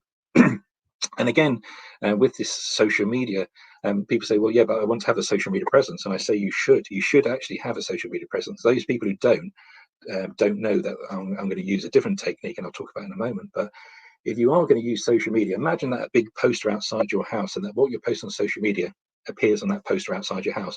Would you put that same information? Looking forward to my holiday in the Maldives next week. Well, brilliant. Everyone in the area now knows you're going to be in the Maldives next week, so I may come and visit your house while you're away. And the technique I said where people don't have a social media presence is impersonation. And this is where, because you're not on social media, I will impersonate you on social media so that I can again get into that same network of your friends and work colleagues. And you'll never know because you don't have a social media presence. So you should really have a presence, but just be wary of what you're posting. And don't forget about that jigsaw. So you may post something on LinkedIn, post something on TikTok, something on Instagram, and actually those three pieces of information gives me the picture rather than, so people say I only post this on this and this on this particular platform. Yeah, but those two could be put together to get me that story. Obviously, increasing attempts in capture data in transit, and this was where I talked about the pineapple, where I, from your GPS location, I in terms of the picture on your house, I know where you live, so I could park up outside your house with the pineapple device in the back of my car. And what will happen is your phone or your Wi-Fi will communicate with the pineapple device first, because it's got the biggest signal, and then I can actually capture your data. Increase in cyber domain concerns driving legislation, and this was, if you think about it, the Data Protection Act or the GDPR and so various others, POPI down in the Southern Hemisphere, and this is where the governments of those areas realised that companies were not protecting people's data, so therefore they legislated for it. And we see concerns in health and safety, Health and Safety at Work Act in the UK in 1974. It was brought in to protect people at work. Well, do we have to protect people in the cyber domain now? Because if you look at the Dusseldorf attack we saw earlier this year in the summer, what happened was there that it was a known Citrix vulnerability, and that the IT department of the hospital did not patch that vulnerability. A patient died because of this particular attack, because the administration for this patient being transferred was mixed up. And so therefore would the CEO of these sort of places become liable because they brought in either a system that didn't have good cyber hygiene, didn't patch regularly, or it could be a cybersecurity vendor that was poorer quality because they're cheaper rather than having a robust one. And as a result, that known vulnerability, and how I compare it is, you've bought a cheap ladder instead of a decent ladder, you've become exposed, it was a known vulnerability, and therefore, and so this is a concern for the future, that if we don't look after ourselves, we don't have good cyber hygiene, actually will we get legislation or regulatory frameworks coming in that will tell us to. Other concerns I have in the future is how we're going to continue to see the exploitation of ML and AI systems. And this is, we've seen more and more over this last year again, and we've seen it for a while, but particularly this year, of sandbox evasion, of how particular malware is actually attempting to evade sandboxes. It knows it's gone to a sandbox and therefore it won't detonate because it knows it's sitting in a sandbox. So it's very clever the threat actors are now trying to do. And again, we'll see more and more of this. I expect to see an increase in automation and countering attacks and identifying vulnerabilities. So we will see that. And then again, they're looking at countering those automation. Homograph and hieroglyph, this is that HMRC style ones where instead of saying HMRC, it'll say HN with again a homograph so close together it looks like HMRC, but it's not quite. And again, that exploitation, we've seen quite a few of those coming through. Malware as a service. So this is me as a traditional criminal, because people are at home, people are not, doing what they normally do. My sort of pretense at fraud or various other things have been curtailed. So now what I'm doing is going online and buying the malware to target you online. And so you see an increase in the commission of fraud, say around Black Friday or Click Frenzy, because they've purchased this malware and then exploited it. And Adam will talk about this in a moment, but again, it's a very, very easy method. And we have seen this increase of traditional criminals moving into the cyber domain because we've identified hotspots where we didn't have them before, these particular cyber actors. So are they actually traditional cyber actors, or are these this new wave? And we're going to see an increase of third-party and supply chain as we continue in this lockdown, restrictive measures. And we're going to see this till at least next June. So therefore, I expect to see this increase in supply chain attacks. Thank you very much for listening. Brilliant. Well, thanks ever so much, Dr. Francis from Mimecast there. Really scary what's going on out there, really, when you look at what lengths the criminals are going to get into your systems and compromise them, with obviously the aim of trying to extract money or information from your organization. And these things are incredibly important. It shows you the levels of attacks are more sophisticated. Unfortunately, that means the level of protection needs to be as well. And obviously working with companies like Mimecast with their email security gateway systems are just incredibly well versed to protect your system. So definitely worth looking at. Now, please do leave your comments in the comments section. Well, your questions, sorry. We'll be answering those later on when we do the Q&A session at 1:15. And we'll be talking to all the experts in the panel there. So brilliant. Thanks so much, Dr. Francis. And now we're going to be talking to Adam. Adam is from Datto. He's in charge of continuity portfolio across Europe. And obviously he'll be talking today about not about your systems being compromised, but in terms of business continuity, about restoring your data should it be lost, or ensuring that should you have a ransomware attack, you can continue as quickly as possible. And this is so important. So Adam, really looking forward to the session. The one you ran for the council session was really interesting. We're looking forward to seeing some of those live restores of data that you show us in those incredible demonstrations. So over to you. Perfect. Thank you very much, David. And thank you, Francis, as well, for a great sort of introduction, if you like, to the topic. And this sort of leads into that very, very well. So as David mentioned, my name is Adam Sally. I look after the continuity portfolio for Europe for Datto. And a large number of you won't have heard of Datto. Datto is an organisation that provides technology services to organisations like Cloudy and the team to ensure that they're provisioning services to you that will protect your business. And when we're talking about protecting businesses, we're talking about ensuring that you've got multiple layers of defence. Obviously, Francis talked about front-end securities and measures to put in place, first and foremost, educating users, but then having those sort of threat detection, antivirus, web filtering defences in the front end. And then obviously, I'm going to talk to you about what's necessary in the back end, so that in instances where those known unknowns, those vulnerabilities that organizations aren't aware of, that antivirus doesn't know exists yet, this, that, and the other slip through that net, we've got systems in place to get your business back up and running. So Datto, very quickly, as an organization, working with about 17,000 partners around the world. We're actually supporting over 1 million end user organizations now, slightly outdated slide, and have an exabyte of data within our data center today, within our cloud system, which spreads across 9 data centers in 7 countries. So today we're going to be talking about business continuity, and we're going to be talking about, first and foremost, the preconceptions, what everybody believes business continuity means. We're then going to have a look at the reality of it and some of the implications of the vulnerabilities that organizations just like yours are facing at the moment. Then some of the cost implications from both a sort of within the business standpoint, as well as from a macroeconomic standpoint. And then what the remedial actions can be, working with the team at Cloudy in terms of putting measures in place to prevent those risks and the subsequent costs that your business is facing. So business continuity today, and people generally, when we talk about backup in general, think of situations like this or like this. And the reality is that, yes, absolutely, natural disasters, as they're termed, do constitute a proportion, albeit a small proportion, of what causes business downtime. And when I talk about business downtime, I'm talking about the period of time between disaster and recovery, and the inaccessibility of your critical systems to run your business day to day, or provision those services to your customers day to day.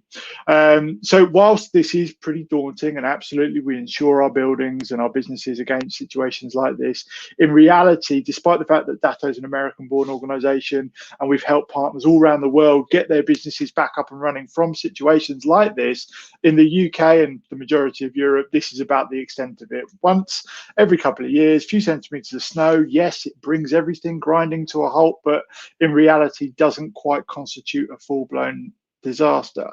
So when we look at actually what causes downtime, what leads to business vulnerability, yeah, it's your internal team and people around your business that are your greatest risk. And individuals like this, particularly fine gentleman who happens to be responsible for the nuclear alerting system for the island of Hawaii, who accidentally sent out an alert stipulating that a ballistic missile was imminent, found his photo plastered all over the media, and lo and behold, he's put the password for the nuclear alerting system for the island of Hawaii at the bottom of his monitor. And even a little closer to home, Prince William and his comrades having their access credentials on a piece of paper plastered to the wall. And it's these sorts of instances that, to what Dr. Francis covered earlier, leads to organizational vulnerabilities, because not only can they get credentials like this from sort of social posts or mainstream media posts, but they can also gather information and then access systems via spoofing or via other sort of present social engineering techniques. The largest sort of social engineering attack that I've seen was an organization that the finance director received an email from the CEO late on a Friday, and the CEO said, I've won the contract. We've won the business. You need to transfer the funds immediately before close of play. Get it done.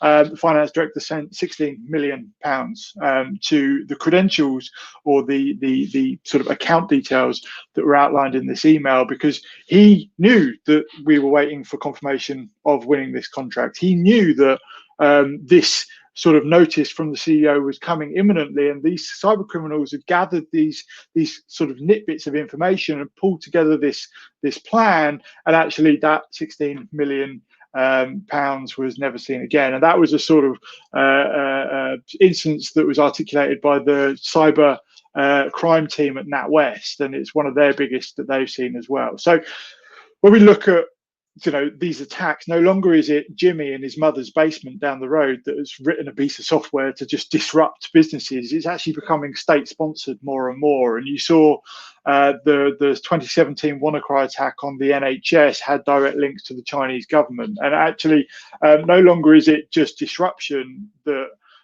is driving these sorts of activities, but actually there are wider political and socioeconomic drivers in terms of things like raising the cost of Bitcoin. Bitcoin went from about $7,000 to $14,000 overnight when the cyber criminals demanded that the NHS pay to decrypt their data in Bitcoin. And then also things like presidential election interference being a driving force as well. So when you start looking at instances like this, you start seeing these attacks becoming significantly more sophisticated. And no longer is it, people not knowing what to look out for that's the biggest vulnerability. It's not being able to prevent them that's becoming more and more of a concern. So when we look at what causes downtime, what causes inaccessibility of systems, it's broken down into three primary pieces of the pie. You've got about 10% sitting in that natural disaster space. You've got about 30-ish% in terms of hardware and system failure. Now, hardware is becoming harder. I've been in the IT industry for almost 12 years, and I started selling hardware, and it's significantly better today than it was when I started my career in IT. You've then got human error or accidental deletion or malicious activity from within your organization. And whilst that's horrible to think about, individuals, when they catch wind that they're being told they're leaving an organization or this, that, and the other, unfortunately do go to lengths that maybe they wouldn't day to day. And then the third and the fastest growing component of this pie is actually that cybercrime, that ransomware. We're seeing about 5,000 new strains of ransomware deployed every single day. And when I talk about new strains of ransomware, if you think about the flu jab, we have not cured the common flu because the common flu changes, it manipulates, it mutates itself all the time. And unfortunately, vaccines can only protect against what they know exists. And antivirus, in the most part, is the same. It can't protect against what it doesn't know is coming. So in instances where a strain of virus is mutating 5,000 times a day, you need to ensure that you've got back-end protection measures in place, as well as those sort of front-end antivirus, web filtering, threat detection, etc. So what is ransomware? And can I make some money out of it? Well, the answer is yes, you can.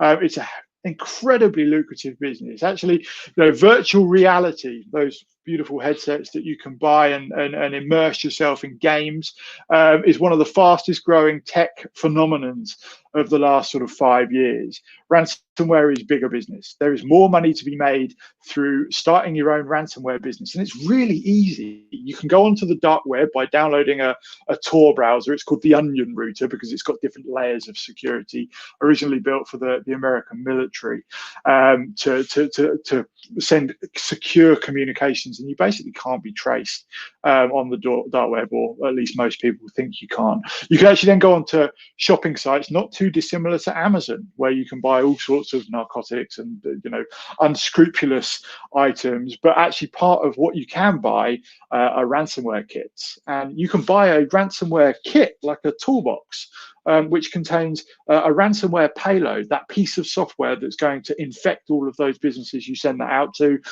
You get a lovely Bitcoin wallet to collect all of your ransom payments from those unsuspecting victims. And you also get a beautiful list of unsuspecting victims to send it to. They come preloaded with email addresses. And actually, more and more of these email addresses are really, really sort of specific and focused. And that's because if an organization pays a ransom, they get listed as an organization that pays the ransom, and therefore they get added to additional lists, and lists that absolutely will pay you the money that you're demanding. So any of you looking to start a new career, sending out ransomware, very, very lucrative, very risky, sort of been labeled now as cyber terrorism, and probably something that you shouldn't start, but nonetheless, there is an option.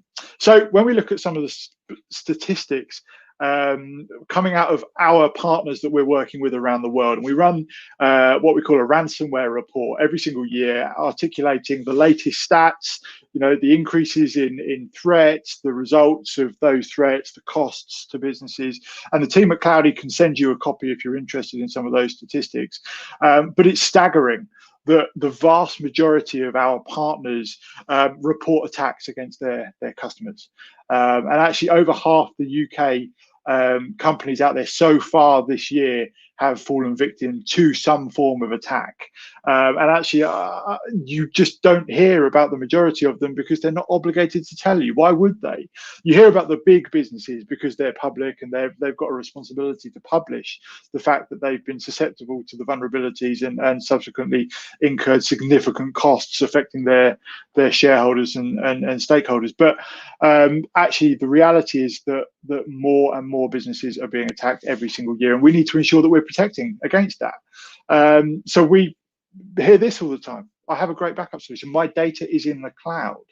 And irrespective of how good that backup solution, when we're talking about backup, we've got a mechanism to keep our data safe and enable us to get it back. Backup does not cover us for the interim disaster to recovery time period, which we call downtime. And we see situations like the one on the left, PPE firm based in Kent. One on the right, Yorkshire IT forensics based firm. Organization on the left, about 6 weeks to get all of their systems back up and running. 6 weeks without being able to deliver on their contractual commitments and obligations to their customers, which actually in this day and age was likely the NHS and the government. And on the right, you have an IT forensics firm, one of the largest IT forensics firm in the country, provides 70,000 criminal cases to one customer, the Metropolitan Police. They got attacked by ransomware and actually took the route of paying the ransom, something that we'd absolutely advise against. And as a result, because they didn't have sufficient systems in place to mitigate against them needing to pay that ransom, that contract was suspended overnight. So 70,000 criminal cases for that business, gone overnight, majorly problematic. And you see it all over the place. Travelex, forced into administration after a ransomware attack. Canon, one of the largest photography and managed print organizations on the planet, having really sophisticated front-end protection mechanisms, still having that slip through the net. And then Garmin, any of you that are sort of keen runners or cyclists will know back in June, Garmin hit by ransomware, weren't able to provide day-to-day systems to both the average Joe like me, or their monthly subscription customers in the marine or aviation industries for almost 8 weeks. and they took the decision to actually employ a third party to pay $10 million to a cyber criminal firm called Evil Corp, based in Russia, who are world renowned for their camouflage wrapped Audi TTs and their baby tigers that they buy with their ransom payments. And actually, Garmin are now under investigation from the FBI for negotiation with terrorism. So wider ramifications. So when we start looking at specific instances of organizations, it's all over the place. You can see it plain as day, that businesses, not just en masse in terms of those large corporate organizations, but even those smaller businesses close to home are being attacked. And those attacks incur significant costs. Datto and the team at Cloudy have developed this calculator that we can work together to provide you some specifics about your business. And if we jump into the calculator, I can quickly show you that I can't live without access to my system for 24 hours. I'm backing up my business every, let's say, 6 hours. I've got 3 terabytes of data, 6 hourly backups. It takes me, let's say, 2 hours to notify the team at Cloudy that there's been a problem. I'm only currently using a local backup. I've got 50 employees with an average salary of 35,000, and Ryan, I think we've lost visual.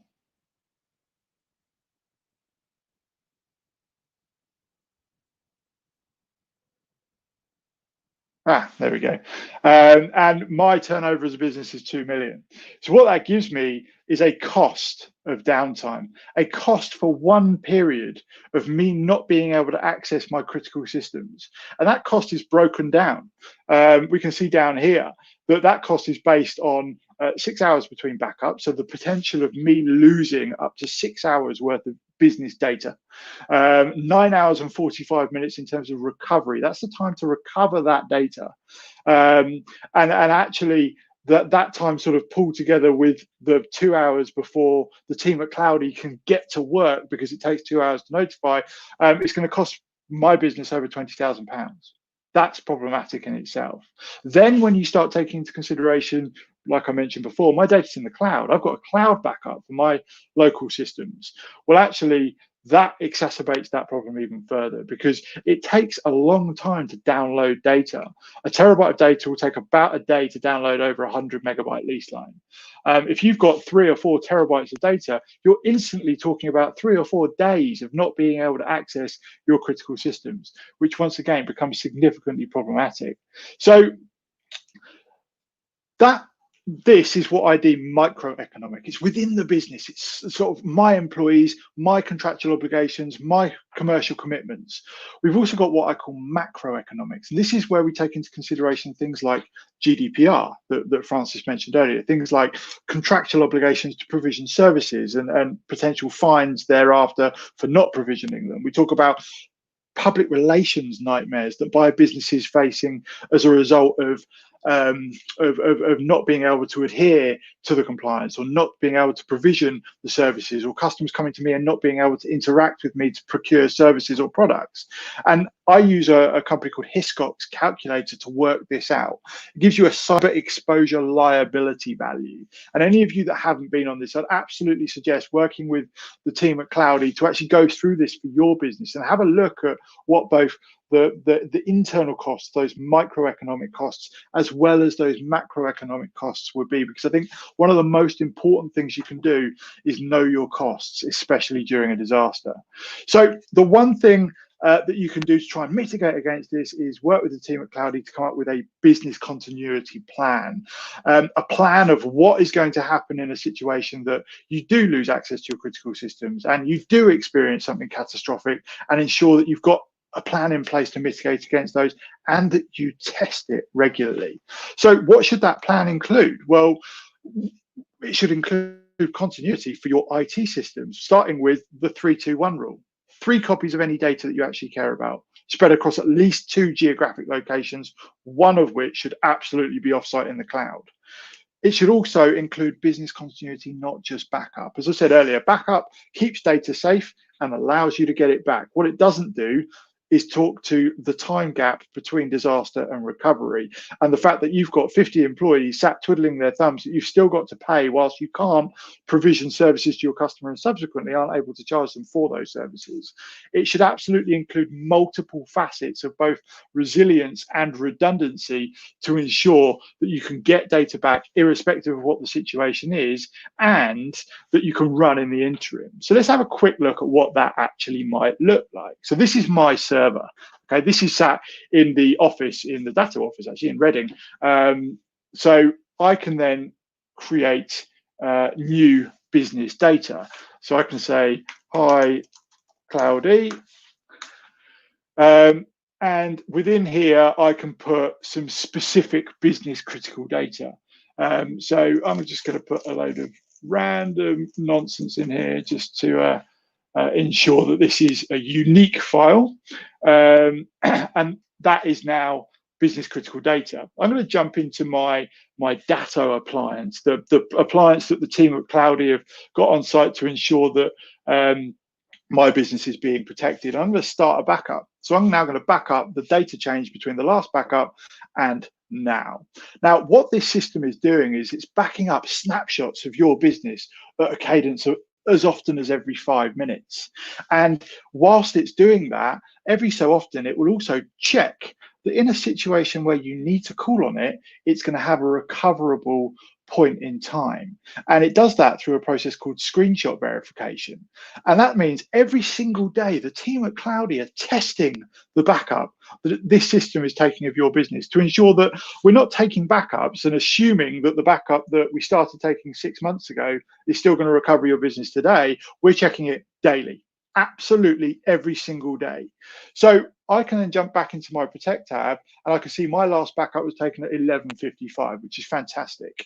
So I can jump back into my server. Now I've just had an email from Tim in our accounting team.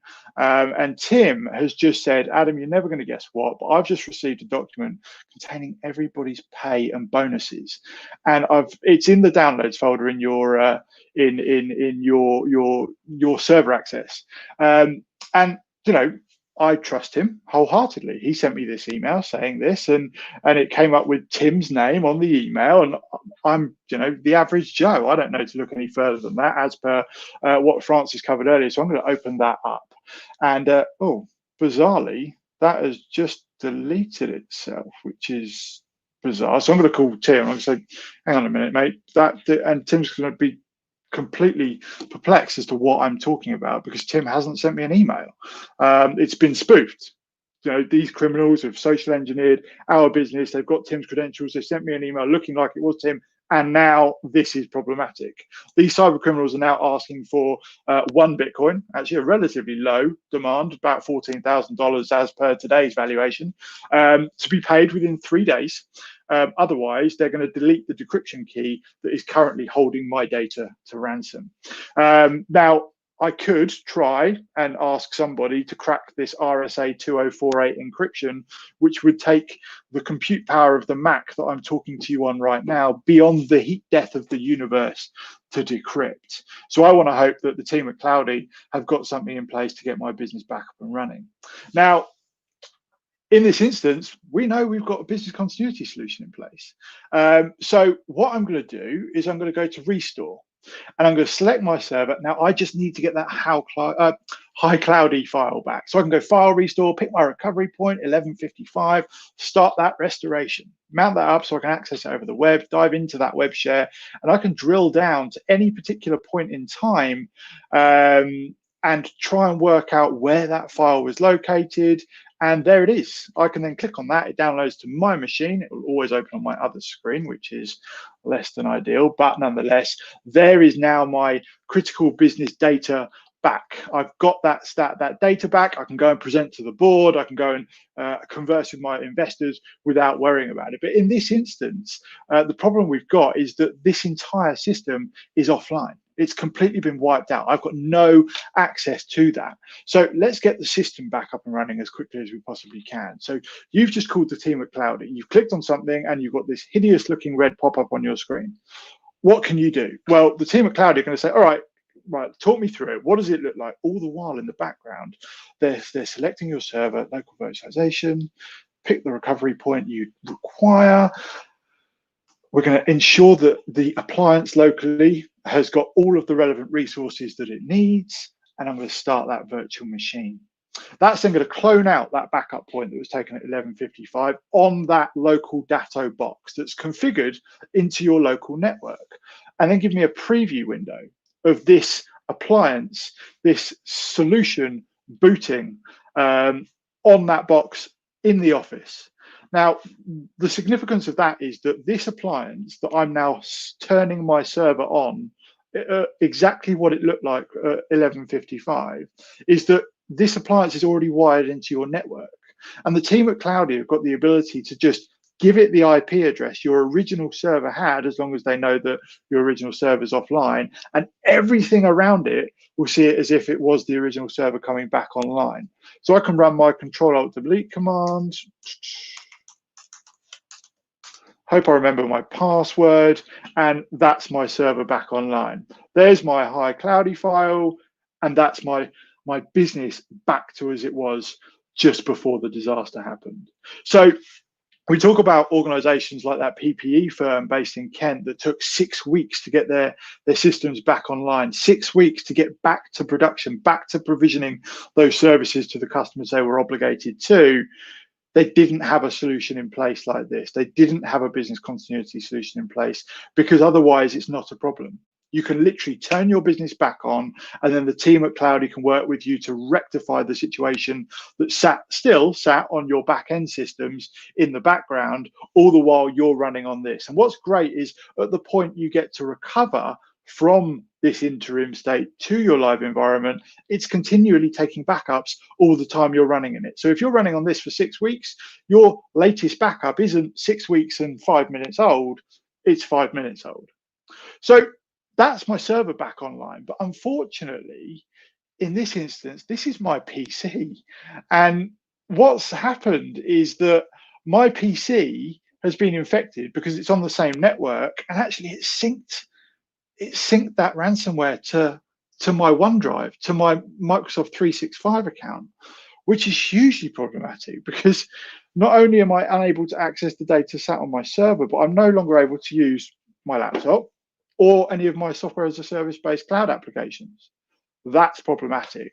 So the team at Cloudy have also got solutions in place to get businesses back up and running from instances like that, so that when your Microsoft 365 OneDrive account looks like this, with all of your critical business data encrypted, they can literally jump into the Datto SaaS protection product, jump into OneDrive, find whatever it is of Walter's documentation that he needs critically, and actually restore it directly back to his Microsoft 365 account. So I'll select that document, restore that, restore, and I can jump back into my Microsoft 365 account.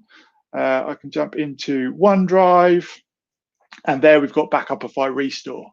I can open that up, and that's the document that I've just restored in its working form, not synchronized with this horrific encryption.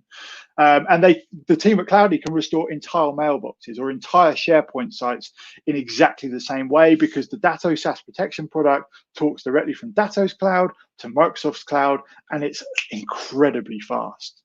So when we talk about business continuity, we've got business continuity for the servers. We've also got, obviously, cloud continuity for PCs, the product from Datto that protects your laptops, your Windows 10 PCs and laptops. So why do we need to protect laptops as well as servers? Well, unfortunately, the reality is that 1 in 3 laptops will be lost and stolen each year. The number of my colleagues and associates and friends that have put a laptop under the table in the pub, come back from the toilet, and the laptop's gone, left it on the train, calling Southwest Trains for days on end, trying to locate your laptop that's been left on a train from London to Portsmouth is nigh on impossible.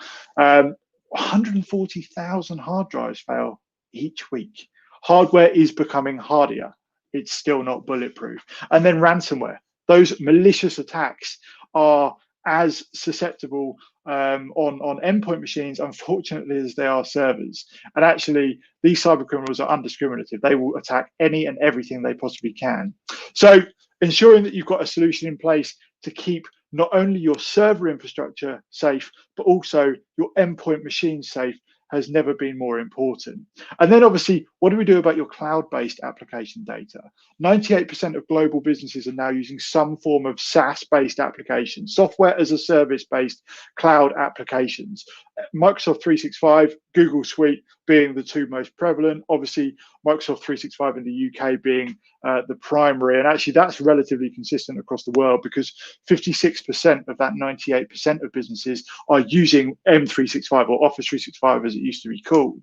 So what can we do? Well, we need to protect Exchange, OneDrive, SharePoint, and Teams, which absolutely the Datto solution does. And the reason for that is because despite the fact that most believe that the cloud is some form of mythical unicorn in the sky, reality states that actually the cloud is just someone else's data center. It's just someone else's server farm.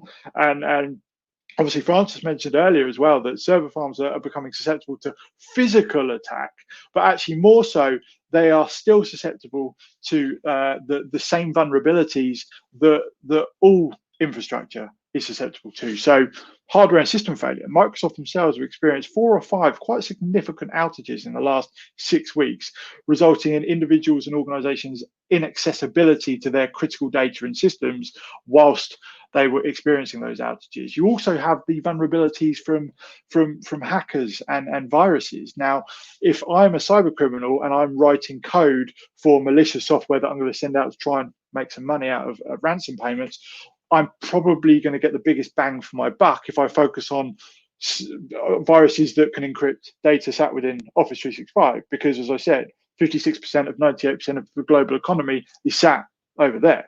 So that is another big component that is growing exponentially. And then that end user deletion, accidental, malicious activity. You know, I catch wind that I'm leaving Datto. I wasn't aware that I was leaving Datto, but apparently I've been having sort of malicious to the business conversations with a third party. First thing I might do is go in and wipe out my inbox, my OneDrive, whatever leaves me vulnerable. Now, in doing that, the organization that I work for becomes uncompliant. They lose their audit credibility because I've been having contractual conversations with legal firms, with suppliers, whoever that might be. And depending on the sector that you're in, actually those ramifications exacerbate massively. So the fourth component of the why backup SaaS-based application is actually because Microsoft tell you should. Within the Microsoft end user license agreement, and most people aren't aware of this because this assumption is that my data's in the cloud, my data must be safe. They stipulate twice in their end user license agreement that you should have a third-party backup solution. One, when closing an account, Microsoft do one of two things. They limit your ability to access the system, the data within, and the services that they're providing you as part of that Microsoft 365 license for that individual that you've deleted the account for. The second thing they do is delete all the data, because why would they keep hold of it when you're not paying for the license? And then on the other side of it, it's service availability. Microsoft themselves, within their end user license agreement, stipulate that Microsoft M365 is a cloud-based application, and all online services suffer occasional disruptions and outages, and subsequently you should ensure that you have a solid third-party backup solution for this. So speak to the team at Cloudy about the services and solutions that best fit for you. Conscious I've run over time a little bit, so I'm going to skip through a couple of pieces.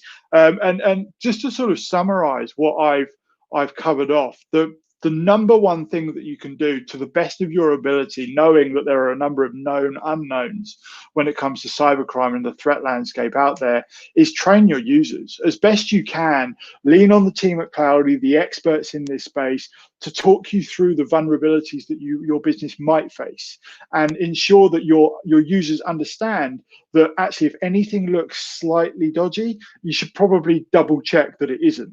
And if an email comes from someone in the business that you're not expecting it from, or that you wouldn't usually hear or receive something like that from, that they should double check the address it's come from and double check all the credentials accordingly. Ensure that you're deploying multiple layers of security.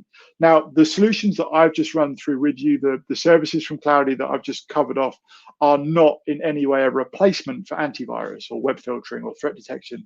They are an accompaniment. They should absolutely go hand in hand as a complete sort of managed service from the Cloudy team in terms of ensuring that you've got multiple facets of protection for your organization. And those protection facets should include business continuity over just conventional backup. As I said before, backup is great at keeping data safe and getting data back, but those costs that I went through earlier are a reflection of downtime, not data loss. Ensure that you're testing and rehearsing backups. Now, the team at Cloudy have got both the ability to run daily screenshot verification checks if you require it for your business, as well as complete cloud disaster recovery scenario testing, ensuring that you're storing 3 copies of data that you actually care about, and then know your costs. Work with the team, ensure that you run through these scenarios and work out exactly what it's going to cost your business with what you've got today versus what the cost saving could be in implementation of some more robust systems, and lean on the experts. Any questions, any sort of concerns, speak to the team. They've got an incredible wealth of knowledge and experience, more so than any of us, the vendors that Cloudy work with, because they focus on the breadth of your requirements day to day. And thank you for your time this morning. And I think I'm going to hand back over to David. Adam, well, brilliant. Thanks for that incredible presentation. I think, you know, the way you talked about obviously what Datto can do, what Cloudy can do to recover your data or ensure that should there be a problem with your information, we get you back up and running really quickly was excellent. And, you know, here at Cloudy, we take your data so importantly. You know, when we have to have conversations with customers who have lost data that has a massive impact on their business, it's devastating for them and us, and we hate those conversations. And as you've seen, some of those products and services that Adam's just demonstrated there brilliantly can restore that information so quickly. It's so important to have that in place should the worst happen. So don't forget, we can please do leave comments in the chat section on YouTube, LinkedIn and Facebook. We'll be feeding those back to the experts later on at 1:15 when we do the Q&A session. I do know we've had a couple of questions come in already, or certainly people comment on the great presentations we've seen. There's Bookie there commenting saying thanks Adam, so well done. We're going to have a break soon, and then we're going to be covering our cyber security session, where rather than speak about certain products and services from the likes of Mimecast and Datto, we look at cyber security in general. We look at how to become Cyber Essentials certified, and we talk about some of those things you can do. Terms like cyber hygiene, stuff like that. These are the holistic things you can do to protect your organizations, and we're going to be joined by David and Peter to talk about that soon. But I'd just like to take the opportunity to thank Dr. Francis and Adam for their time in joining us here today at the Cyber Summit and explaining some of the great products and services that Mimecast and Datto offer through Cloudy Group. We're offering cyber security or Cyber Monday special offers on all these products and services. So please do head to our website, have a look at the link in the comments section and take a look and register your interest, because as you've seen, these are incredible products and services and they can make such a big difference. Anyway, thanks for joining us. We look forward to seeing you after the break. So a quick comfort break, and at 12:25 we'll be starting the Cyber Essentials Summits part of the section. So thanks so much, and I'll see you later.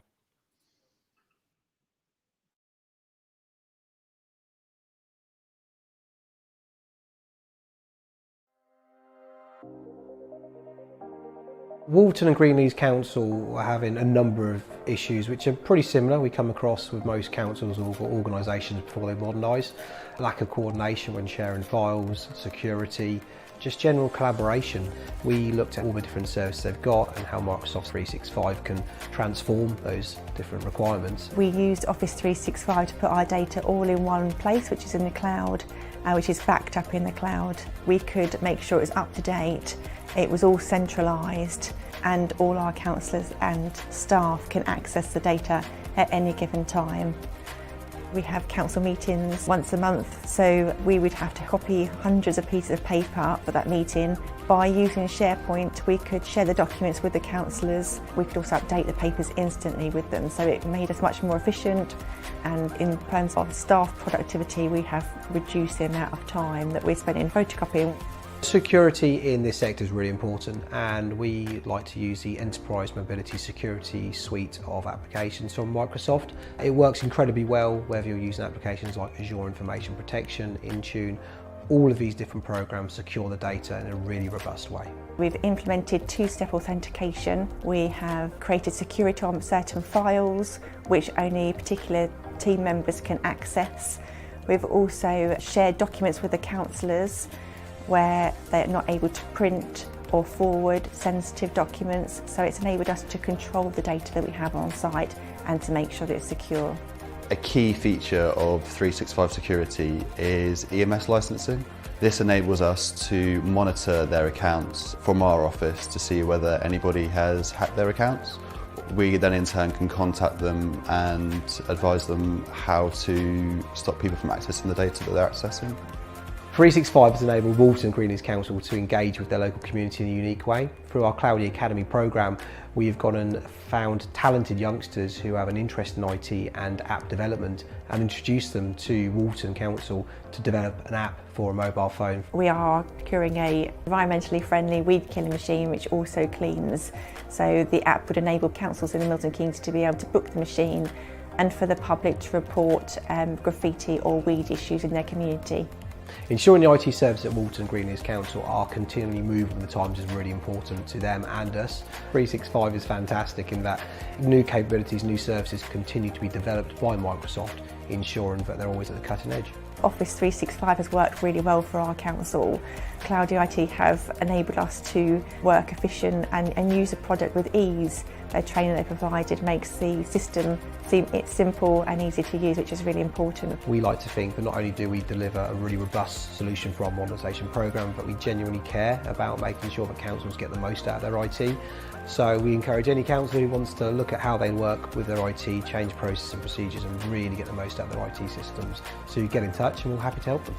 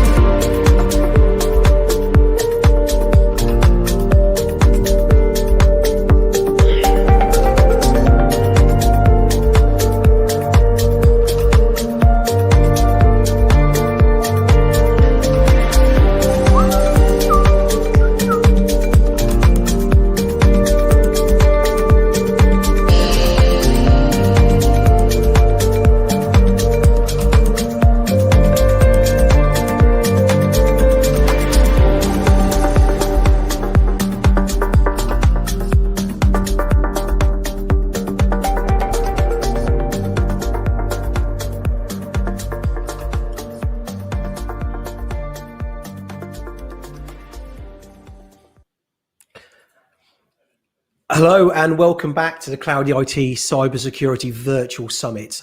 Thanks very much for watching all our previous speakers and presentations. It's been great having you all along to see, hear from our experts about how cybersecurity is so important to your organization. Obviously, the last two sessions we've been focusing on cybersecurity for councils and cybersecurity for SMEs, which has been really useful looking at the Mimecast portfolio of services and email security gateway, how to stop people from getting into your systems in the first place through these cleverly engineered social media hacks, etc. And we've also been looking at Datto's products and services around how we can restore your data quickly and also ensure that should you lose data, you could be up and running within moments. So that was really interesting. And now we're going to be talking to experts who will be looking at cybersecurity in general, and we'll be talking about cyber essentials, something that's really important for organizations. Before I go into that, I suppose I should just mention that this event, we are planting trees on behalf of Sustainably Run and the Green Earth Appeal. 100 trees have been planted for this event, and this is the first of 4 events happening over the next 12 months where we're going to be looking at productivity, meeting management and DMS solutions, and corporate social responsibility and the environment. So please do put your questions in the comments section. We'll be putting those to our panel of experts later on. So that's really useful. We've already had a couple emailed into us already, so really exciting. But we're going to now be talking about cyber essentials in general. And I'm joined here by David, Oxley, and Peter Elliot. So gents, really looking forward to this presentation. Thanks ever so much for giving up your time and joining us here today.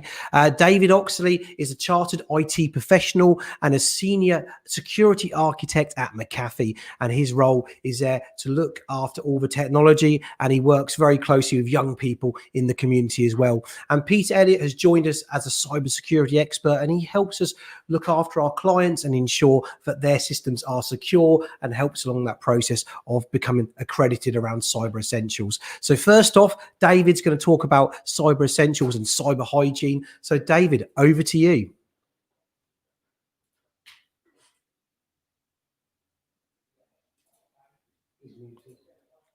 And I failed at the first attempt. I managed to leave myself on mute. So how many times has that happened to people in the last few months since we've all started working from home? So I'm going to talk to you about 2 things today. The first one is just a quick overview of what we've seen in the evolving landscape since people have been moving to work from home. And then the second one is how to protect yourselves more whilst using Teams, because Teams has been such a massive help as people have moved to work from home.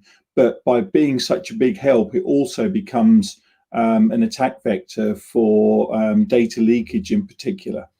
So for the threats in the COVID world, if it will work, here we go. So this is looking at our our November 2020 report that came out. We're normally about a quarter behind just because of the data analytics going on. But what we can see is that over the last quarter, we saw a 10% increase in the number of threats seen by our labs. Now, it doesn't sound too much when you think, well, 10%, it's not much, but that's 10% quarter over quarter, as opposed to 10% per annum. And then if you look at that, if we're seeing 419 threats a minute, that means we're seeing 7 threats a second. You can't process that without the aid of computers, and it puts a lot of pressure on businesses to make sure that everything is up to date and has the latest protection on it. The rise in the cross-region attacks is primarily because people are now working from home. If I want to attack an American company, I don't have to go after the American headquarters and their network now. I can just find somebody like myself, for example, who works from home for an American company, and then I might find a way into the network that way.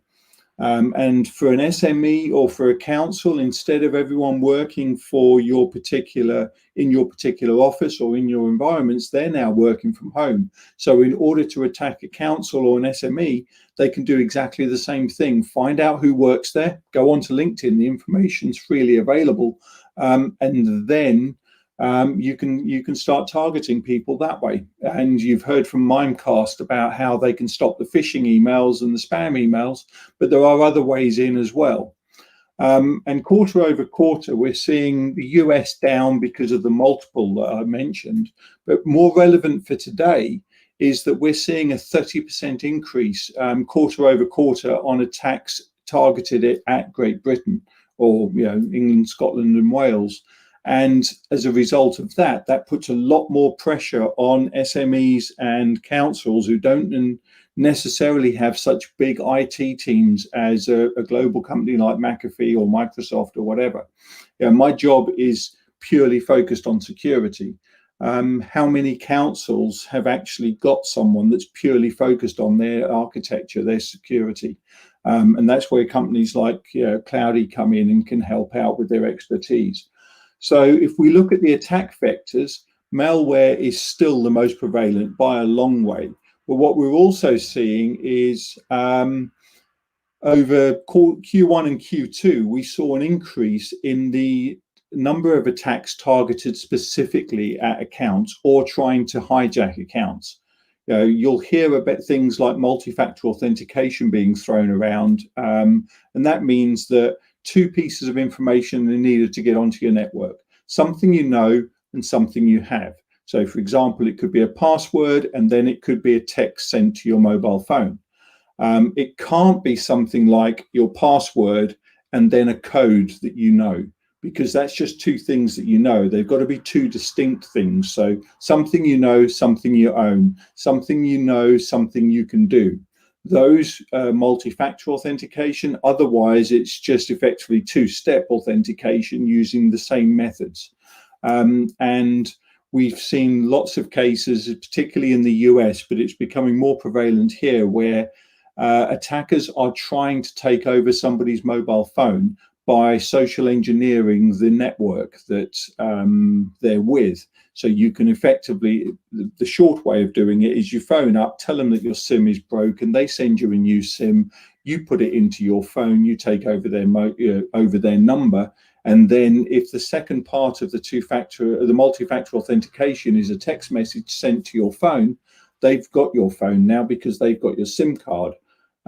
So that's where we're seeing those attacks coming up, and it's a big problem, and it's only likely to get bigger as more and more people shift to work from home permanently rather than temporarily. It's relatively easy to get people to focus on security when it's a new thing that you're doing. So you've moved to work from home, let's get you to think about security. Well, I've been at home since March. I know other people that haven't been into the office this year in different countries. Well, that's either 8 months for me or 11 months for them. And after that period of time, it just becomes the normal. And as soon as it becomes the normal, people stop paying as much attention, and they are more likely to fall for something or do something that they wouldn't have done 2 months ago. So as part of protecting your company and protecting your employees, you need to keep that ongoing training on ongoing reminders. And it's hard to balance it out as to how often do you tell them so that they remember versus how often do you tell them that they start to switch off because they've heard it too often. And there's no one answer for that. You'll have to you'll have to work it out within your group. So I said we were going to talk about Teams. And Teams has been targeted massively. We actually put a white paper out about this earlier this month, and that's the basis for this slide. So we can provide links afterwards if you want to read the entire white paper.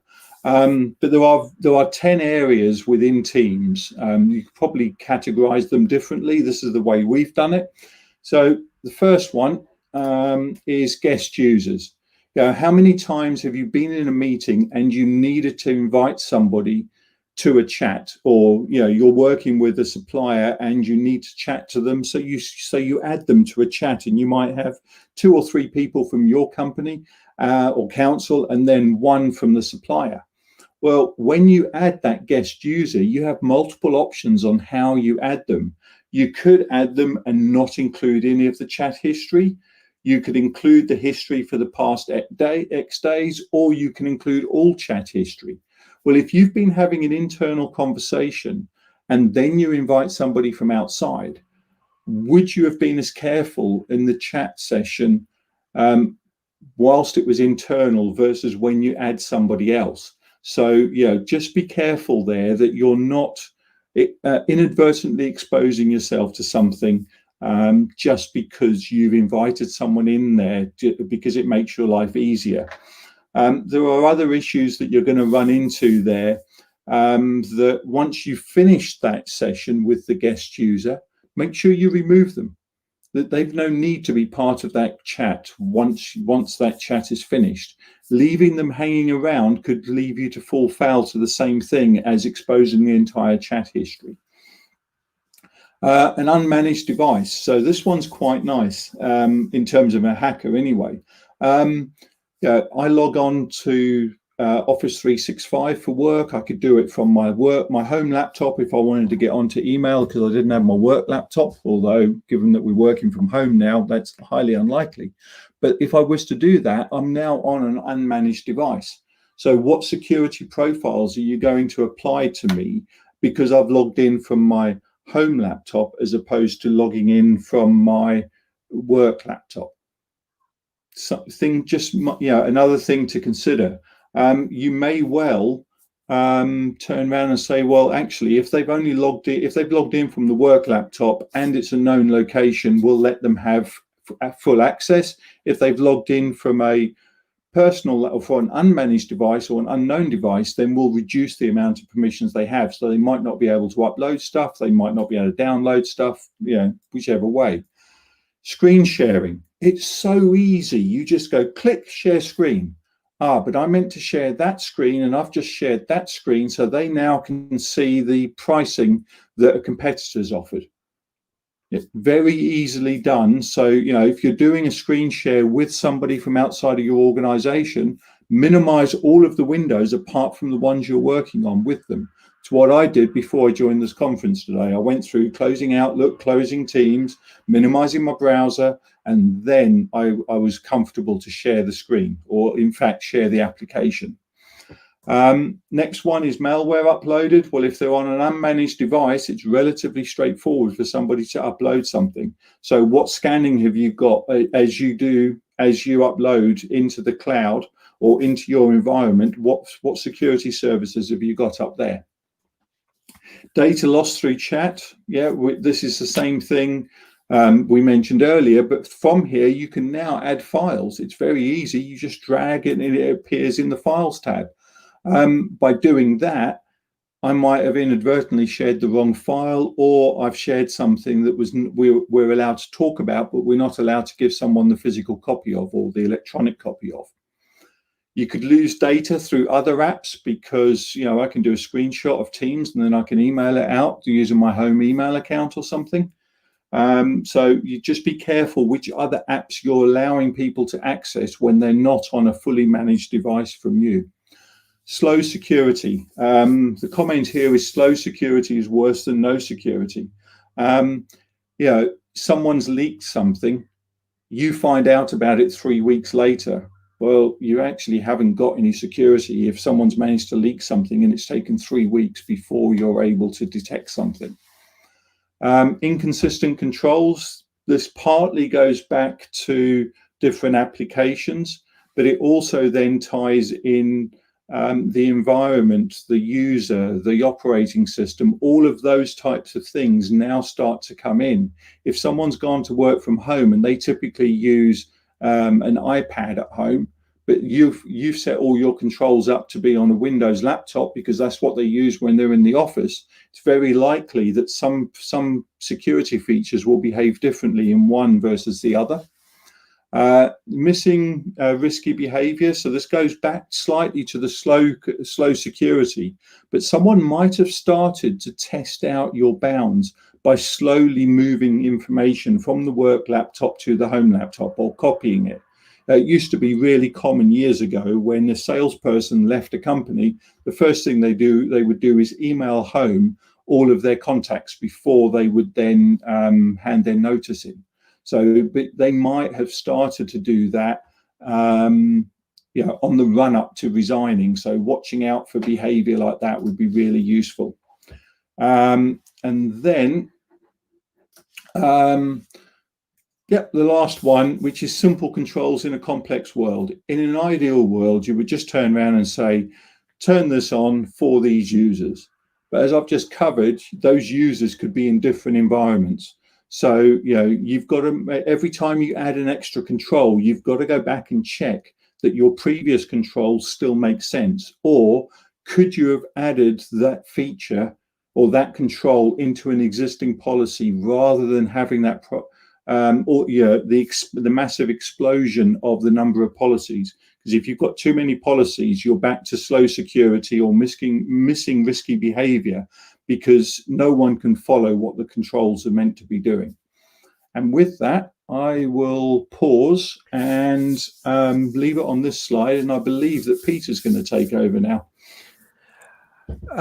Brilliant, Dave. Well, thanks ever so much for that really useful presentation. It's the sheer scale, I think, of what's going on behind the scenes is just scary, and it does show you how important it is to have this security, this layered security within your IT system to prevent that. You know, and that's why we're looking at sort of device security, cloud security. You talked about obviously hacks happening and people not being aware of them for months and months. And, you know, a solution like cloud app security from Microsoft EMS can protect you about that. We can know within seconds if your systems have been compromised and actually find out what files have been opened and get on top of that very quickly. So Dave, thanks ever so much. I know you'll join us later on for the Q&A session, so please do stick about. That's great. And once again, please do comment, people, in the live chat. We'll be putting questions to our panel of experts, and they're happy to answer any questions you've got and have a conversation around that. So next on, we're going to be joined by Peter Elliot, and Peter is our Cyber Essentials expert here. He's an independent cybersecurity consultant who works with Cloudy to look at our customer systems. So Peter is a former director of operations for a large global organization and is an expert around cyber essentials and ensuring you have the correct measures in place to secure your data. So Peter, really looking forward to your presentation, and over to you. Great. Thanks a lot, David. Yeah, a really good introduction there from David Oxley around the general threats that are out there. So what I'm going to cover today is cyber essentials. Now, there may be some of you watching who are saying to yourself, well, what is cyber essentials? Well, it's a government-backed certification. It's actually sponsored by the National Cybersecurity Centre. You can certify your business to cyber essential standards. Well, what does that actually mean? Well, the first thing it means is that you've put a recognized set of controls in place for your business that ensures that you are 80% protected against the common known threats out there. And once you've done that, you get this nice little tick logo that you can put on your website, you can put on your marketing literature and so on, that tells your customers and your clients that you are to be trusted with both your data and with their data. So it's run by an organization called the IASME Consortium. They are contracted to the National Cybersecurity Centre to run the Cyber Essentials certification program. So firstly, I'm going to cover how you can get Cyber Essentials certified. And then I'm going to cover some of the things that you will need to put in place in order to get the certificate. So the first thing you need to do if you want to get Cyber Essentials certified is to find what they call a certification body. And that is someone who can check what controls you've got in place and actually issue you with the certificate. There's over 200 companies in the UK that will certify you. You can choose whichever one you want. How much does it cost? Well, as I said, this is self-certification. So in order to go through the self-certification process, it's usually through an online portal, and the cost is usually between £300 and £400. So you sign up to your online portal, You then answer 55 questions, hopefully truthfully, in terms of what kind of cybersecurity controls you have in place. You get that signed off by your CEO or your board of directors, and your certificate is issued, and then you can use that logo. And you also go onto a database, which is a national database of all companies who are Cyber Essentials certified. Anyone can view that database. It's a public database. So that's a check as to whether you really have got certification. So what does it do for your organization to be Cyber Essentials certified? Well, as I said, it provides you cost-effective and basic protection against 80% of the known risks out there. As we all know, there's no such thing as 100% security. 80% is pretty good. So what are the specific controls that you will be asked to put in place as part of your Cyber Essentials certification? Well, you need to have a robust firewall, and your network security is checked. Your devices need to be secure. And what that means is basically, do you need to log on to your devices with a complex password? It will make sure that the software that you're using is secure, whether it's cloud services software or whether it's the actual application software you're running on your device. It will make sure that your internet connection is secure. And that's a key thing for people who are working from home. And that is also covered under Cyber Essentials. Your home network, how that's set up, how your router is set up, and so on. Is your access to data and services controlled? Now, when I say your access, I mean you as a user within your organization. Does your organization control how you access company data and services within your organization? And what that means is, for instance, if you work in HR or you work in finance, you will have access to data that you don't necessarily want all of your employees to access. And that's really all this means. It's, are you controlling access to certain information within your organization? And it's restricted to only those who need to know it. You need to ensure that your devices and software are up to date, and specifically, Cyber Essentials asks that all software patches and all updates are installed within 14 days of release. This is something that you can get automation to help you with. And I'm sure, you know, one of our previous organizations, Datto, they have some solutions around helping you to ensure that that takes place. So it is critical to ensure that you do install those updates. A lot of people think it's a bit of a pain when that next Windows 10 update comes out and you think, oh, I've got to spend another 5 minutes restarting my workstation and so on to ensure that happens. It is extremely important because hackers exploit the time between a security exposure being made aware to being put in the public domain and people actually installing the update. So 14 days is absolutely critical. Obviously, you need to have effective antivirus or other malware protection. It's not a specific requirement of Cyber Essentials, but it's very difficult to get the certification without having your own information security policy, because it's all very well to have the technical controls in place, but you need to make sure that your employees are behaving in accordance to your policy. And a lot of the questions, the Cyber Essentials questions, can be answered by referring to a particular section in your information security policy. If you have mobile devices within your company, whether you have employees bringing their own phones, whether they're using their own laptops or their own devices, if they're mobile devices, Cyber Essentials will ask questions around how you are securing your mobile devices and whether you have specific software in place, or at least you're using the security measures that are published by those mobile vendors in order to secure those devices. Again, that can be covered in policy.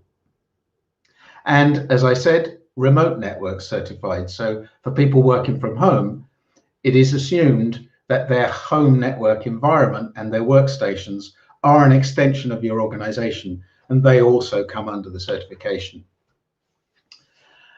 And once you've answered all those questions and you've got the certificate, it really certifies to your clients and your customers that you are compliant with a strict set of standards. So it tells your customers their information is safe with you. And there's one thing that is easily forgotten, but along with your Cyber Essentials certificate under the IASME scheme, you get free £25,000 worth of cyber insurance with every certificate. Now, that's not necessarily going to cover you against paying ransoms and all of the costs of being hacked, but that £25,000 worth at least will give you someone to call in the event of a hack, who will signpost you and pay for a significant amount of those initial activities that are going to have to take place for you to get those viruses off your system. So that's a really useful additional benefit of Cyber Essentials certification, that free £25,000 worth of insurance. Some of you may have heard of Cyber Essentials Plus. Now, Cyber Essentials Plus is a typical requirement for those organizations who may be contracting into the public sector in any way, have got government contracts, or who may be contracting into defense and aerospace industry. It's quite a common requirement on their suppliers that their suppliers have Cyber Essentials Plus. Cyber Essentials Plus is essentially the same set of controls and standards as Cyber Essentials, but it moves one step beyond the self-certification. And it brings in an external auditor to check that all those controls that you have self-certified that are in place are actually in place. And that's done by a combination, excuse me, of penetration tests, audits, and questions. And by the way, under COVID, it can all be done 100% online. But obviously the cost of Cyber Essentials Plus is significantly higher than the self-certification Cyber Essentials Basic, because you've got to pay for that auditor. So you may be thinking, well, this is all very well. Self-certification, putting those controls in place, that's a lot of work. So we can help you with that.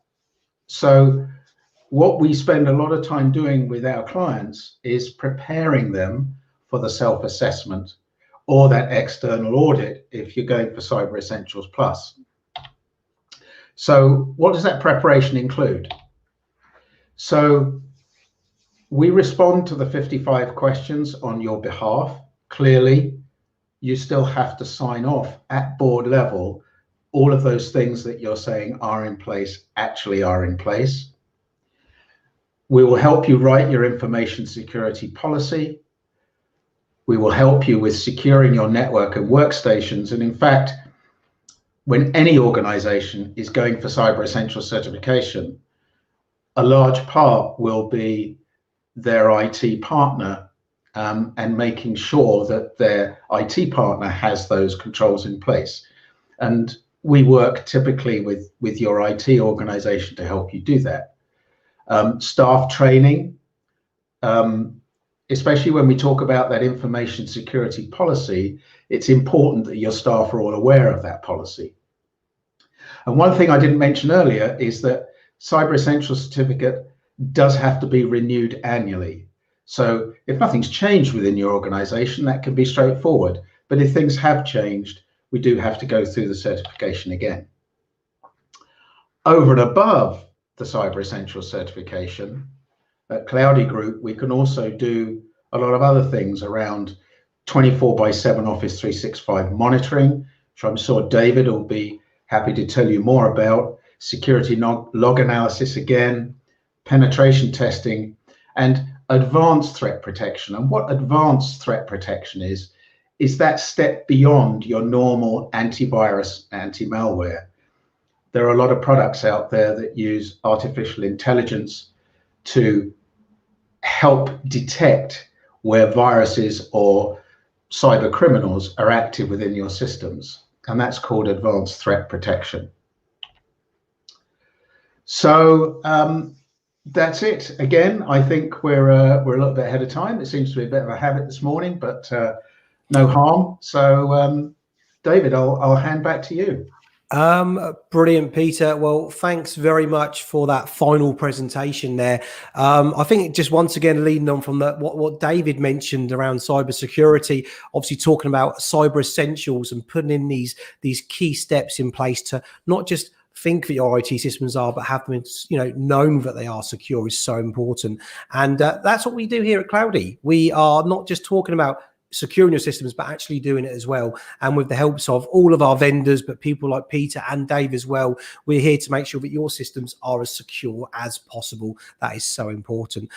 So thanks so much, Peter. Really appreciate your time for that presentation. That was excellent. Once again, if you have any questions, please put them in the comment section. We're going to be having a Q&A session at, I think, 1:15, so people can join us there. And we'll put these questions to the panel of, I was going to say judges, but they're not judges, sorry, industry experts. Well, just thanks so much for joining. We really appreciate your time. We know obviously it's very busy for everyone at the moment, but I think actually it's really important that cybersecurity is taken seriously with everyone working remotely. The opportunity to be hacked and for criminals to cause huge disruption to your organization, regardless of size. You don't have to be a big government. You can be a small organization, is so massive. And I think what we've seen from all the different speakers today highlights the importance of just reviewing your IT security and getting some outside opinion and expert opinion on it. And that's what we do here at Cloudy. So we are offering some Cyber Monday deals here for people who want us to look into these different systems. Please go to our website, CloudyIT/summit, and have a look there. And we've got some offers and deals available. But thanks so much for joining us. We're looking forward to seeing you at 1:15 for the final Q&A session. I really hope today's session or today's summit has been really useful. We don't see you again later, but thanks once again and see you later on. Bye-bye.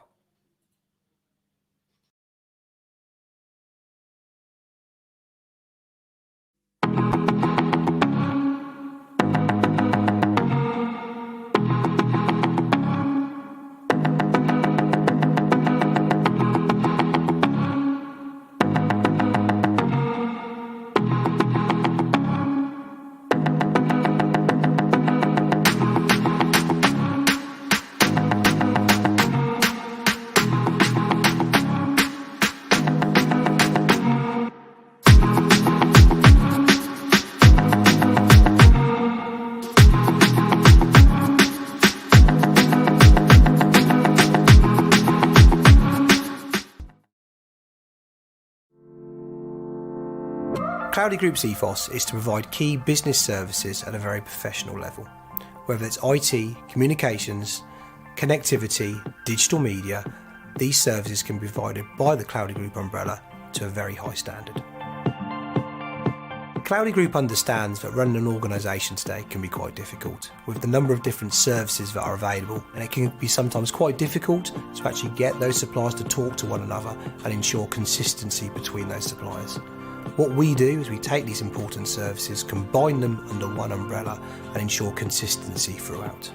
The key thing with Cloudy Group is that we get to know our clients really well right from the very first conversation we have with them. So whether you're looking for IT support or comms or digital marketing, we get to know their business, their brand, their identity, and by doing that it means that we can offer solutions across the board and they just have to deal with one supplier. It's quite evident that Cloudy Group are different, very one-to-one. The portfolio of products that they offer is very good. We want a one-stop shop in many respects, as best we can get that, and Cloudy Group offered us that. Efficiency to a company like ours is absolutely paramount. We need the systems in place to make our business as efficient as possible, and all of the systems that Cloudy have offered us have done exactly that. One of the most important things Cloudy Group does is it actually delivers solutions rather than individual systems. Our solutions will enable businesses to work a lot more effectively and improve productivity and performance whilst reducing costs. We got to the point where we couldn't really expand or do what we wanted to do, so we explained to Cloudy where we wanted to go. What's really helped is we've gone to the cloud, so we no longer have a server on site. It's brought us completely closer together. I do need to be in touch with the outside world, and I need to do it in a way that makes me look as professional as possible. And to have a young, smart company that can say, Jane, this is what you need, is fantastic. Cloudy Group have been trading for 15 years. Over those 15 years, business has changed a lot. We are ensuring that as it moves, we're moving with it, and we're staying at the forefront of the technology. They're working with the cutting edge technology all the time and bringing in new products and offering it to us, and it works very well for us. You need somebody that's going to sort of shake you and say, try this or go for that, and then wonderfully make it work. At Cloudy Group, we take our corporate social responsibility really seriously. That's why every year we choose one local charity to support that gives something back to our local community. We also have our Cloudy Academy, which promotes young people joining the workforce. And it's really amazing to see young people starting their career with us and training up within the industry. We also offer training for our clients. We like to equip our clients with the skills that they need to manage their own systems. They carry out first-hand training to the people, give the guys confidence in what they're doing with the new systems. It's worked great for us. We haven't got the worry now of when we're growing or getting to the next stage. We know that Cloudy can help us out. The IT support, the website, the phone systems, the whole aspect of Cloudy and how they run just gives us complete confidence in what we do. It's not just a supply-client relationship, it's a bit more than that. We have really tailored our services to ensure that whether it's IT, telecoms, digital media, they best meet those requirements, and we take it very personally that they not just meet them but also exceed them, and we're sure the improvements we make will make a massive difference to where they run their business.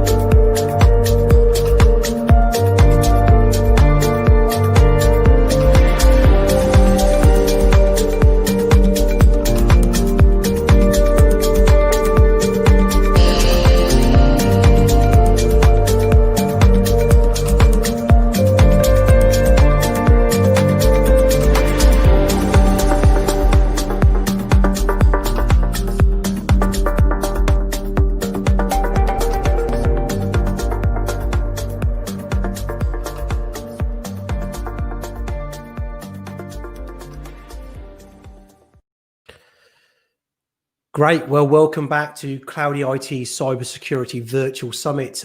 Thanks very much for staying with us. Now we're at the stage where we're going to be asking our panel of cybersecurity experts questions from the public and our customers. So thanks ever so much. Just to say, really, it's been a great summit so far. I've really enjoyed listening to the experts talk about cybersecurity and all the different tools you can put in place to protect your organization.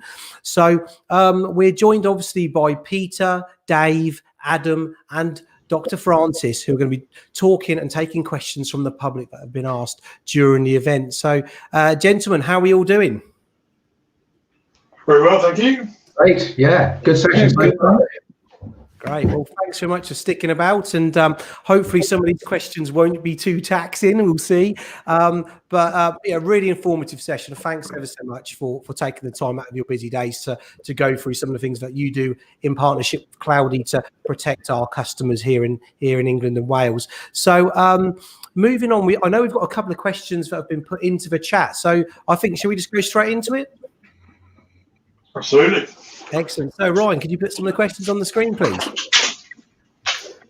Great. Okay, so we've got a question here from a council. So is there a questionnaire or template to help you see what sort of things you should be considering before you enter Cyber Essentials?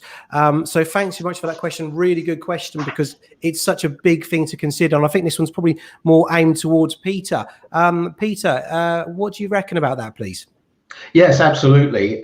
There's a lot of places online that will publish the Cyber Essentials question template. A lot of those certification bodies that I talked about actually do publish those questions, so people can check out in advance what they need to do to achieve the certificate. And by the way, it is a standard set of questions now. So there are around about 55 questions. Everyone who goes through Cyber Essentials now has to answer the same set of questions. So you can review that set, take a look at it, talk to your IT supplier, figure out what may be missing from what you have in place before you even sign up to, yes, I'm going to go for the self-certification. And that's, of course, where we can help as well in terms of that preparation phase for Cyber Essentials. Excellent. Thanks so much, Peter. And I mean, what do you see often around Cyber Essentials? A lot of the organizations who are trying to become certified, what sort of problems do they encounter? I mean, I know from the customers we speak to, you know, councils and businesses when they look to do this. And obviously, you know, if you are applying for government tenders or working in other certain sensitive sectors, it is essential. And we see customers who do approach this. It can be quite a long, drawn out process and quite overwhelming sometimes. But what sort of problems do you see when organizations try and get accredited? Yeah, it's interesting. Quite a lot of organizations go into this thinking, yeah, it'll be 2 or 3 weeks, we'll get everything in place, we'll answer the questions and we're done. But typically, it's not as straightforward as that. Probably one of the most straightforward parts of the certification is anti-malware and antivirus, because most people would have that at the moment. But there are some changes required to the way that you work within your company. And probably the one major area that I see problems with clients is there's a requirement from Cyber Essentials that everyone does not run their workstations in what they call administrative mode. Because if you're running your workstation as an administrator, it means that if you do get a virus, if you do click on that link in an email and you introduce that virus, as Adam was talking about earlier, if you're running in administrative mode, it can take over your workstation very easily and spread that virus out onto the network. So Cyber Essentials says you mustn't run in administrative mode, you must run in standard mode. And that's quite, probably for most clients, that's quite a large amount of work, because it's not normal and it needs to be understood. And it's absolutely something that yourselves at Cloudy Group can help with around, I suppose, tailoring your active domain to make sure that all your users are running in standard mode rather than administrative mode. Brilliant, Peter. Well, thanks ever so much. And obviously here at Cloudy, whether our customers are Cyber Essential certified or not, we always set them up to be as covered as much as possible, covering eventualities like Peter just mentioned there. And I mean, Peter, you mentioned something about clicking links when in emails, obviously a huge thing, phishing, whaling that happens. And Dr. Francis, anything from yourself around obviously clicking links, etc., being the specialist Mimecast in that field? Thank you, David. Yeah, so most definitely. Really, what the attacker is trying to do is get you to interact with them. So in any way, whether it shows that it's now an active account or whether they can actually harvest any credentials, it could also be for credential mining to see whether this person is actually part of that network anymore. People may leave if it's a ghost account. Part of mergers and acquisitions, that sometimes you get a lot of opportunistic attacks against an organization because a merger's happened. Some of those emails have been hidden or duplicated, and so those URL clicks. We give advice to say, don't click on a link. Try and go to the website direct, as in type in the address itself and navigate to it. But again, people are busy. People have to get things out the door. So, and again, the threat actor is relying on that compulsion for you to click on a link under a hurried decision. And emails, as Adam and Dave and Peter have all said, if you're not expecting an email from somebody, I mean, I wouldn't expect the CEO to contact me apart from maybe say Happy Christmas. So if they are, I'd be questioning, just have that moment of thought. And the threat actors, we noticed again in the dark web having conversations with each other. During this time, people haven't got the opportunity to turn around to a colleague at a desk next to them and say, have you got this email? Have you had this? So they don't have that network of asking that question. They feel under pressure. They don't want to ring a friend and say, wait a minute, have you got this email? So then they click on the link. So they know you've been taken away from your safety network. So definitely. Yeah, absolutely. And, it's a numbers game for them, isn't it? Really, they'll send out, thousands, millions of emails, and it might be that you get an email from HMRC just at the right time when you were expecting an email. So, it really can, and they're so sophisticated, they're so believable as well. But obviously having a service from Mimecast, that can really eliminate that and help obviously ensure your systems are secure and you can achieve that Cyber Essential certification. And Adam, over at Datto, obviously, should the worst happen and your systems be compromised, obviously services like Datto's cloud continuity or SaaS backup come into play, don't they? Absolutely, yeah, and to the point of everybody on the call, I think it's underestimated usually quite how long it takes to get systems back up and running, to recover data sets, to re-implement new infrastructure in some instances. And the current sort of situation that we will find ourselves in as well just exacerbates that further in terms of physically getting devices from Cloudy to your team that are now in disparate locations all around the world in some instances, or getting into an office that's shut, but the server infrastructure is still there running, physically, and then obviously getting kit out of Asia or wherever that kit is shipped from, all adds to the prolonged period of time that organizations can be without access to systems, or individuals can be without access to systems. So I think the one thing that every organization should take into consideration is what they're going to do if the worst were to happen. And as I mentioned earlier, I think the current situation is that sort of mirror of what can happen that nobody's expecting, and situations that you can find yourselves in, and do you have the right mitigation platforms in place to stop you harboring the costs of those occurrences, really. Brilliant. Well, and that's the thing, already sort of plan for the worst and hope for the best, isn't it? And, the systems you've put in place, or Cloudy put in place, we've got that key bit of infrastructure, maybe a laptop that you're running the weekly payroll on. If that was to fail just before a payroll, you'd be really struggling. And, through the cloud continuity, we can restore that laptop and continue business as normal within minutes, certainly. So really useful. So thanks so much for that question. I was going to ask Dave, but I've seen he's wandered off the screen, so I'll leave it there, but I'm sure we'll come back again. Can we have another question if that's okay, Ryan? Excellent. Thanks very much, Sarah. So Sarah's asked, how can I protect my business with the increase in digital accessibility in how we're working from home and connecting and sharing digitally? So, I mean, really good question there, because we are so connected now. Digital technology plays a role in all our lives. And I suppose lots of opportunities there for hackers to take advantage of that. Dave, what do you reckon about Sarah's question? It goes back to some of the answers that we've just heard about taking your time and empowering your users. By moving everything into the cloud, we've solved a lot of problems. If you could imagine, if we had a data center and everyone was trying to VPN in to get to the servers, that would be an absolute nightmare right now. But once you are using everything in the cloud, you've got to take your time. We actually run a free outreach program for school children primarily. And we've got two mottos in there. One is stop, think, and connect. So every time you see something new, stop, think about it. And then if you're certain, connect, which goes back to what Francis was saying. And then the other one is stop, block, and tell.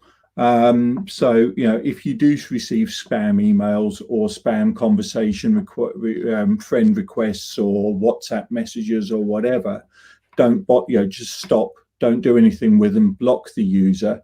And then if you think you've been compromised, you tell the person that's running your IT system that you may have been compromised. And that telling bit is critical. The quicker you can tell them that you think you've been compromised, the better. Because if you leave it, how much damage has been done in that meantime? Yeah, so, definitely. The stuff we do with the kids all the way through to our current working environment. Oh, sorry. Yeah, and it's a holistic view to security. It's a layered approach. One piece of security by itself will not be effective. That's why it's really important to have the perimeter protection, email security, gateway protection, and then look at all those other services to supplement that. Because nothing is perfect.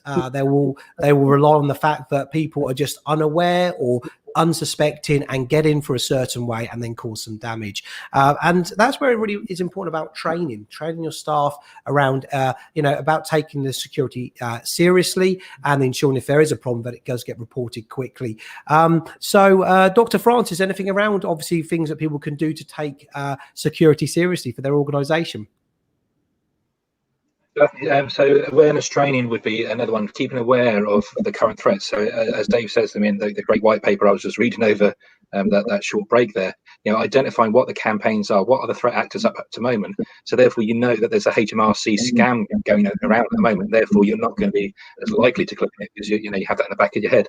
The other key thing I would say is to make sure that you keep your patches, up to date to make sure that there's no vulnerabilities from known things. And so, the Microsoft update every Tuesday or the Citrix updates or the various advisories you get from government agencies.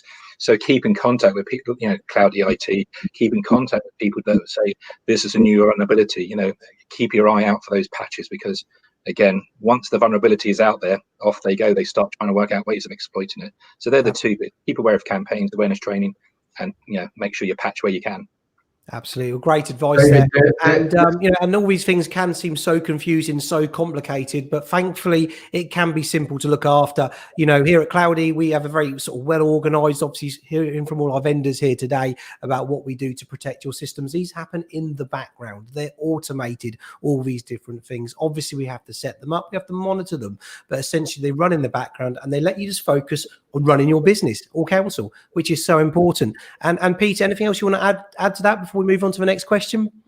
Yeah, I think there's another really good tip, and I think, David, you may have touched on it earlier, but with everyone working from home, to a certain extent, you're isolated from your normal work colleagues because you're sitting there working away. And some of these scam emails that come in do look, as previous presenters have said, they look very genuine. But if you were in your office environment, you might just lean over to someone next to you and say, have you seen this email? Or can you come and have a look at this? So there are some companies that have set up buddy systems for that. So for instance, you might have 2 employees working in accounts, which is one of those key areas where that's targeted by the cyber criminals. The classic one is an email coming in from a supplier telling you their bank details have changed and that future invoices should be paid to a different bank account. Well, if you have a formal buddy system set up within that team to say, you don't pay an invoice or you don't change bank details, whatever the rule might be, without referring to your buddy.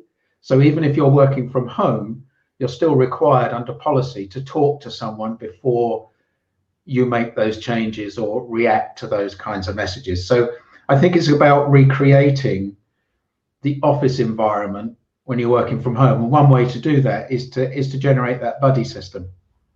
Absolutely. And I mean, touching on some of the other work we do here at Cloudy around Microsoft Teams and ensuring that even if we are working from home remotely, we still feel part of that team. We can communicate with our colleagues and the wider company and just ensure that, you know, situations like we've just seen and Peter talked about can be, you know, got on top of very quickly. So, Sarah, thanks ever so much for that question. Really appreciated. Have we got any more questions, please? Okay, so we've got one here from David Carter regarding Brexit, which seems to have been something we all talked about for so long and has been clearly overshadowed, but it's still hugely important. And obviously, what are the cyber implications, you know, and what should we be concerned about them? And obviously, I think there's probably, as you would expect, a lot of criminals preying on this situation at the moment. Dr. Francis, sorry to come back to you again, but I'm sure this is something that you're really hot on here at Mimecast. Anything you can add to that, please? Yeah, so every time Brexit, you know, a big piece of Brexit news appears in, you know, out there in the media or various reporting, we see a massive uptick in campaigns.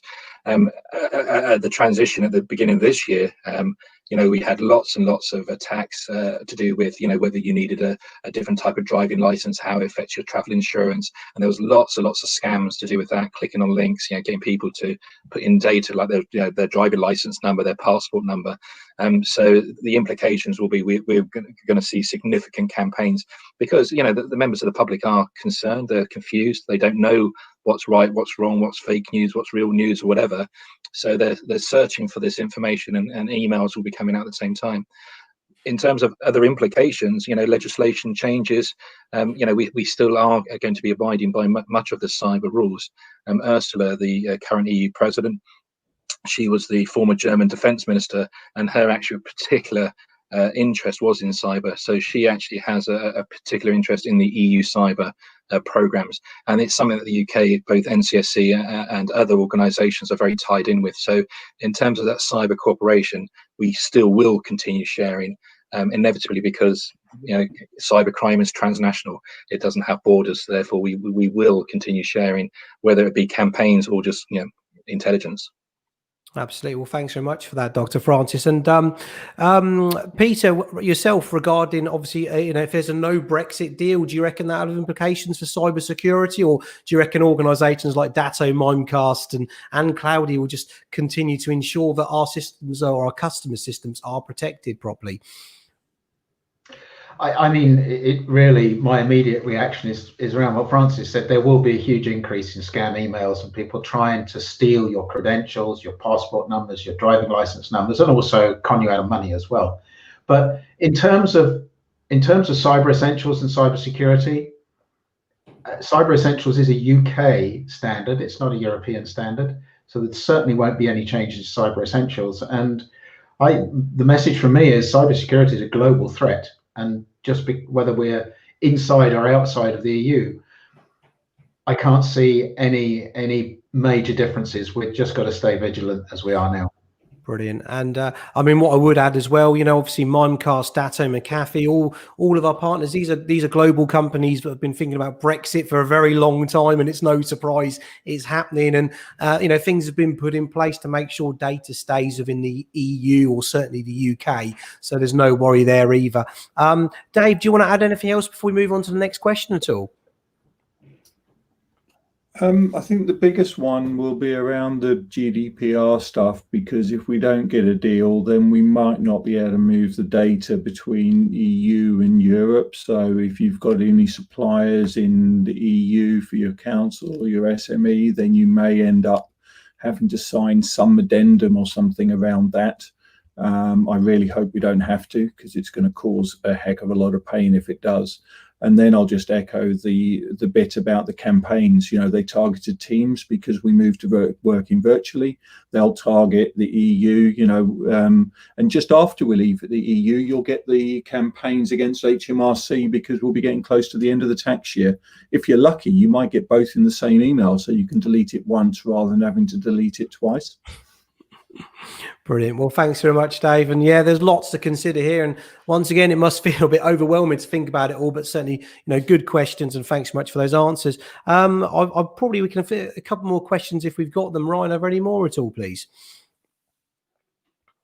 Brilliant. Well, thanks so much, Johnny. So we've got here about Macintoshes. We use a Mac and talking about antivirus. And obviously there's this big myth around Macs and antivirus. And I know probably a couple of the different presenters here today use Macs. So, you know, gents, anything you want to add around that? Adam, can I start with yourself really? Well, I'm not an antivirus expert, but yes, you can absolutely protect a Mac because I have one in front of me. And I think, you know, irrespective of what platform you're using, you need to have relevant layers of protection for them. And obviously, you know, David and your team, you and your team are going to be experts in this. It doesn't matter whether you're using a Windows machine or an Apple machine, and what your preference is, and you know what you think of people that don't use your preferences is almost irrelevant. We just need to ensure that everybody's protected from a machine standpoint in terms of the operating system, the network that they're connected to, and then what that network's attached to at the other end. That's the most important thing. But I'll leave it to the experts in the antivirus world to yeah, well, I mean, and it's very true, isn't it? Because obviously, you know, in terms of looking at device security, which is incredibly important, you know, it's all very much linked to the gateway security, how emails come in, and that's not related to your device per se, or even the data in the cloud and how that's protected around the different rules if data gets manipulated or changed, or mailbox rules get changed. So yeah, talking about antivirus experts, Dave, what would you say around antivirus on Macs? I would say please put it on there. You know, the theory has been since the early 2000s that Macs are more secure than Windows. Part of that is purely because there were a heck of a lot more Windows machines around than there were Macs, and the, you know, economies of scale. I can attack 2 million Windows machines or 20,000 Macs. Easy, you know, the low-hanging fruit is those millions rather than the thousands. And it's not just the operating system you've got to be worried about. You've also got the apps that go on top of the operating system. So for a long time, a lot of the attacks against the Mac actually went through things like Adobe, you know, Photoshop or PDF reader. So, you know, the software on top of the OS is just as important as the underlying OS. Now, you know, obviously I'd recommend a little company that's got the red logo that looks like a shield as the best one out there. However, you know, you pays your money, you takes your chance, but whatever you do, have something on there. You may, if you're doing process intensive stuff, have times when you have to sort of scale back the AV, or you might have to set it up so it excludes a certain directory from on-access scanning. So, you know, when you open the file, we don't want it to be scanned because we're doing a lot of data manipulation, or it's a big file. But you still want to make sure that at least once a week you're doing a full disk scan, because when you last accessed that file, there might have no one knew it was a virus. A week later, we know it's a virus, so we can now remove it because you've always got those 0-day threats. And Apple are paying out significant bounties to people that find vulnerabilities in their operating system. So yeah, I'll go back to what I said at the beginning. Please install something, and hey, if you like red, so much the better. Excellent. Well, thanks so much for that, Peter. Sorry, Dave, and totally agree. You know, it's so important to have security across the board. Any sort of weaknesses within your security systems can, you know, cause them to get in and obviously cause a bit of havoc. So, I mean, from a cybersecurity perspective, a cyber essentials perspective, Peter, what do you think? I haven't really got anything to add over and above what Dave said. I mean, I often get asked the question is, what's the best antivirus? And there's no real good answer to that. Everyone has their preferences, and it really isn't these days about how good your anti-malware solution is at preventing viruses. They're all good at that. It's more around the user interface, whether it's something that you're happy with or not happy with. There's a certain number of things that Cyber Essentials requires of your antivirus. That is that it scans every day, scans your machine every day, that it scans files on access. So if you put a USB stick into the side of your machine, it automatically gets scanned. And it also requires that it provides you advice on what I would call dodgy web pages.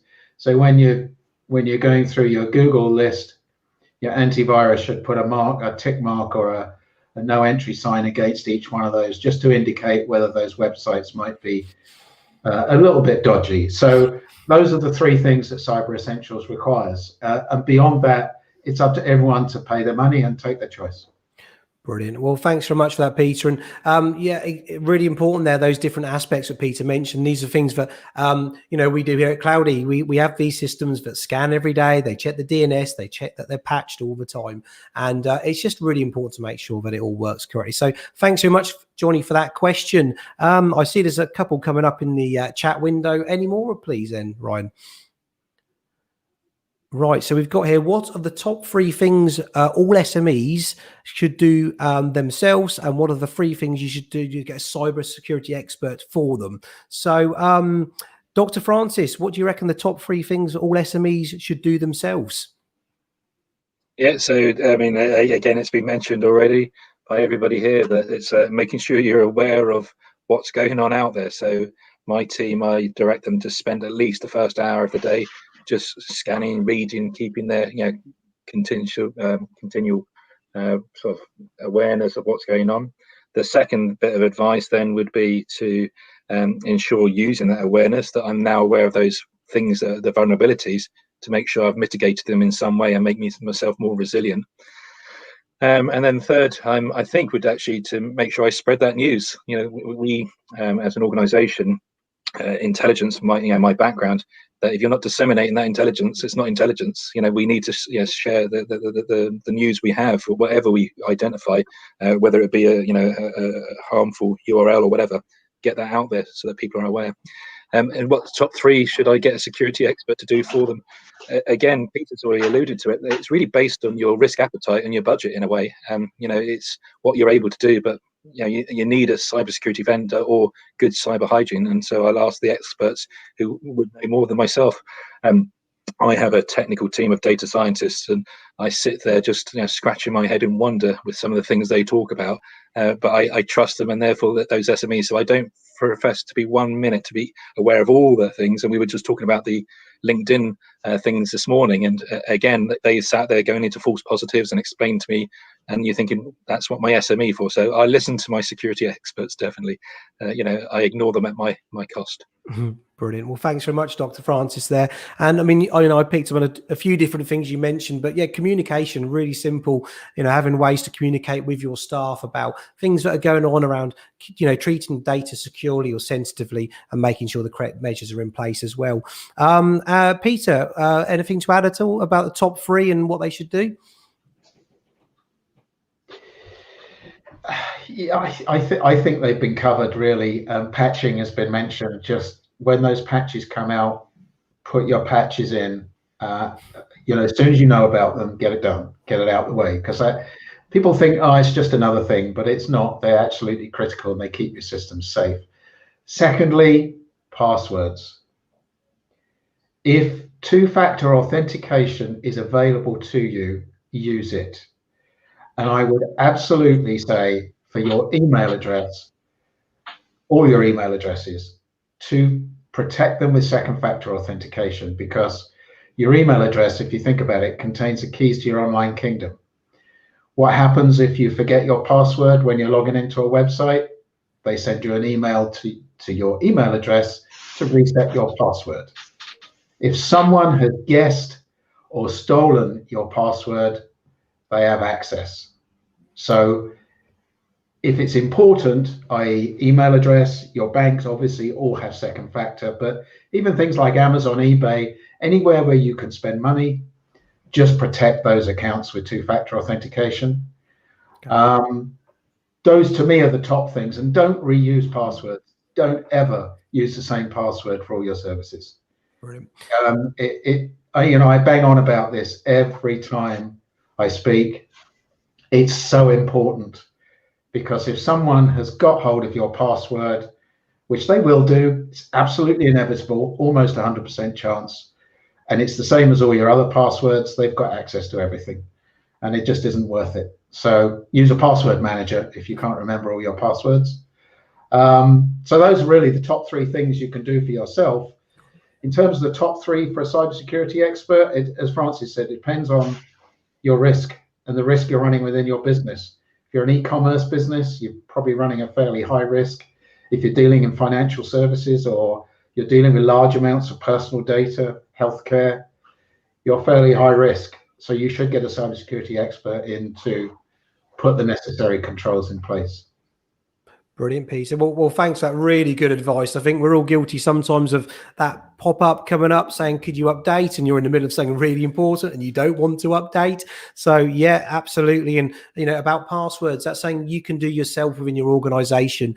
Multi-factor authentication, saying that we do now as standard across the board. We will not let a customer migrate to a new cloud platform without having that in place. So really important. And then when you get to the really more technical stuff around the continuity, the email security gateway stuff, things you can't really do yourself, but you need to speak to an MSP like Cloudy, then obviously we're here to help. Absolutely, we'd love to help as well.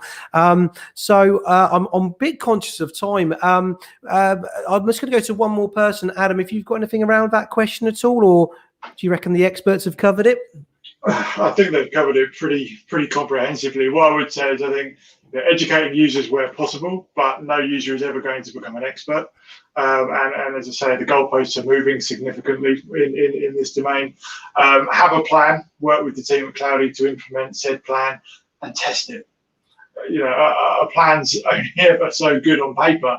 If you're not actually testing it, you're not implementing dry runs, you're not implementing penetration testing sort of sessions or disaster recovery scenarios, you're never going to know if it works. And since 2000 and the sort of inception of the LTO tape, people have been playing Russian roulette with their backups and their sort of 50-50 chance of recovery. Now is the time to be putting something in that's solid and testing its integrity. Brilliant. Okay, well, thanks very much for that, Adam. Really appreciated. So I think we're at the stage now where we've had some great questions, and I really appreciate those questions coming in. So I hope we gave you some good answers. They were useful. I actually found some of them really good, actually. So thanks for that.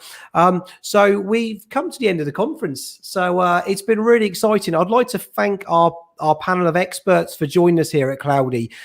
We work with these companies and individuals all the time to protect our customers' systems. And, I think it's a testament in terms of what they're doing in terms of the technology, and they're always at the forefront of it, enabling us to keep pace because it does move so fast. So thanks very much, experts. I really appreciate your time joining us for this cybersecurity summit. It's been really good. And if anyone does have any questions, please do email them in or get in touch. I don't know if we could bring something on the slide deck back on screen, and we'll just finish off the event. So it's been really an exciting sort of morning here. I've learned so much myself. I think there's lots of different things we have to be aware of when managing our IT security. And, it's a very complicated picture with not a single solution out there that can protect you at any one time. It's a multi-layered solution or solutions that you need. And here at Cloudy, we specialize in that, working with our partners such as Mimecast, Datto, Microsoft, etc. We hope you found this summit really useful. Like I said, we're holding quarterly summits, and the next one will be talking about document management systems and agenda building platforms where we can create agendas that's really useful for the council sector. We are offering some Cyber Monday deals as well, so please do visit our website to take a look at that. But thanks for joining us. We've been really enjoyed delivering this summit here at Cloudy, and we look forward to working with our customers and meeting new customers as well. So thanks very much, and do stay in touch. Goodbye.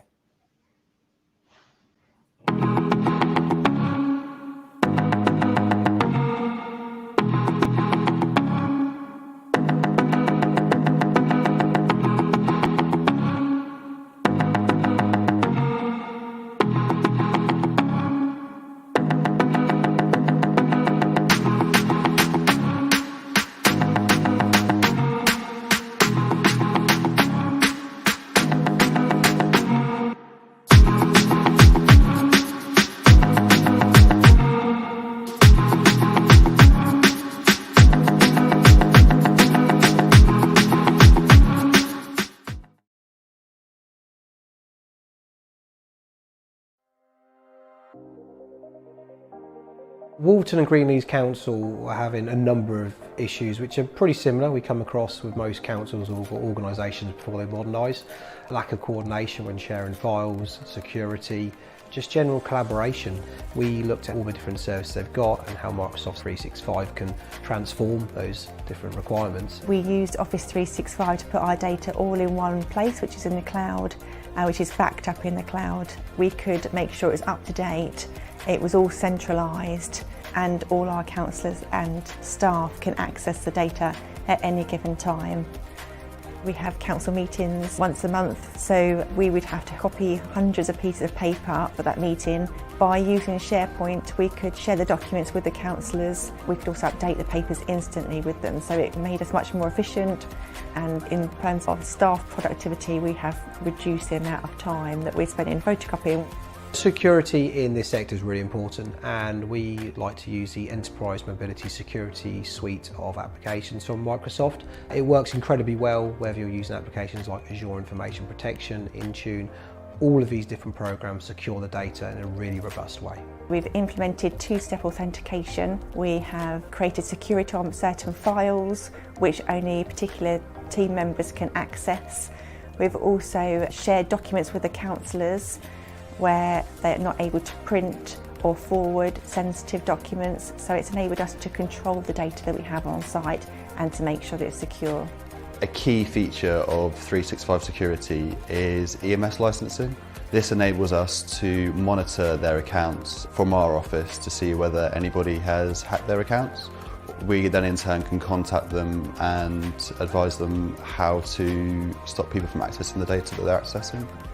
365 has enabled Walton and Greenleys Council to engage with their local community in a unique way. Through our Cloudy Academy programme, we've gone and found talented youngsters who have an interest in IT and app development and introduced them to Walton Council to develop an app for a mobile phone. We are procuring a environmentally friendly weed killing machine which also cleans, so the app would enable councils in the Milton Keynes to be able to book the machine and for the public to report graffiti or weed issues in their community.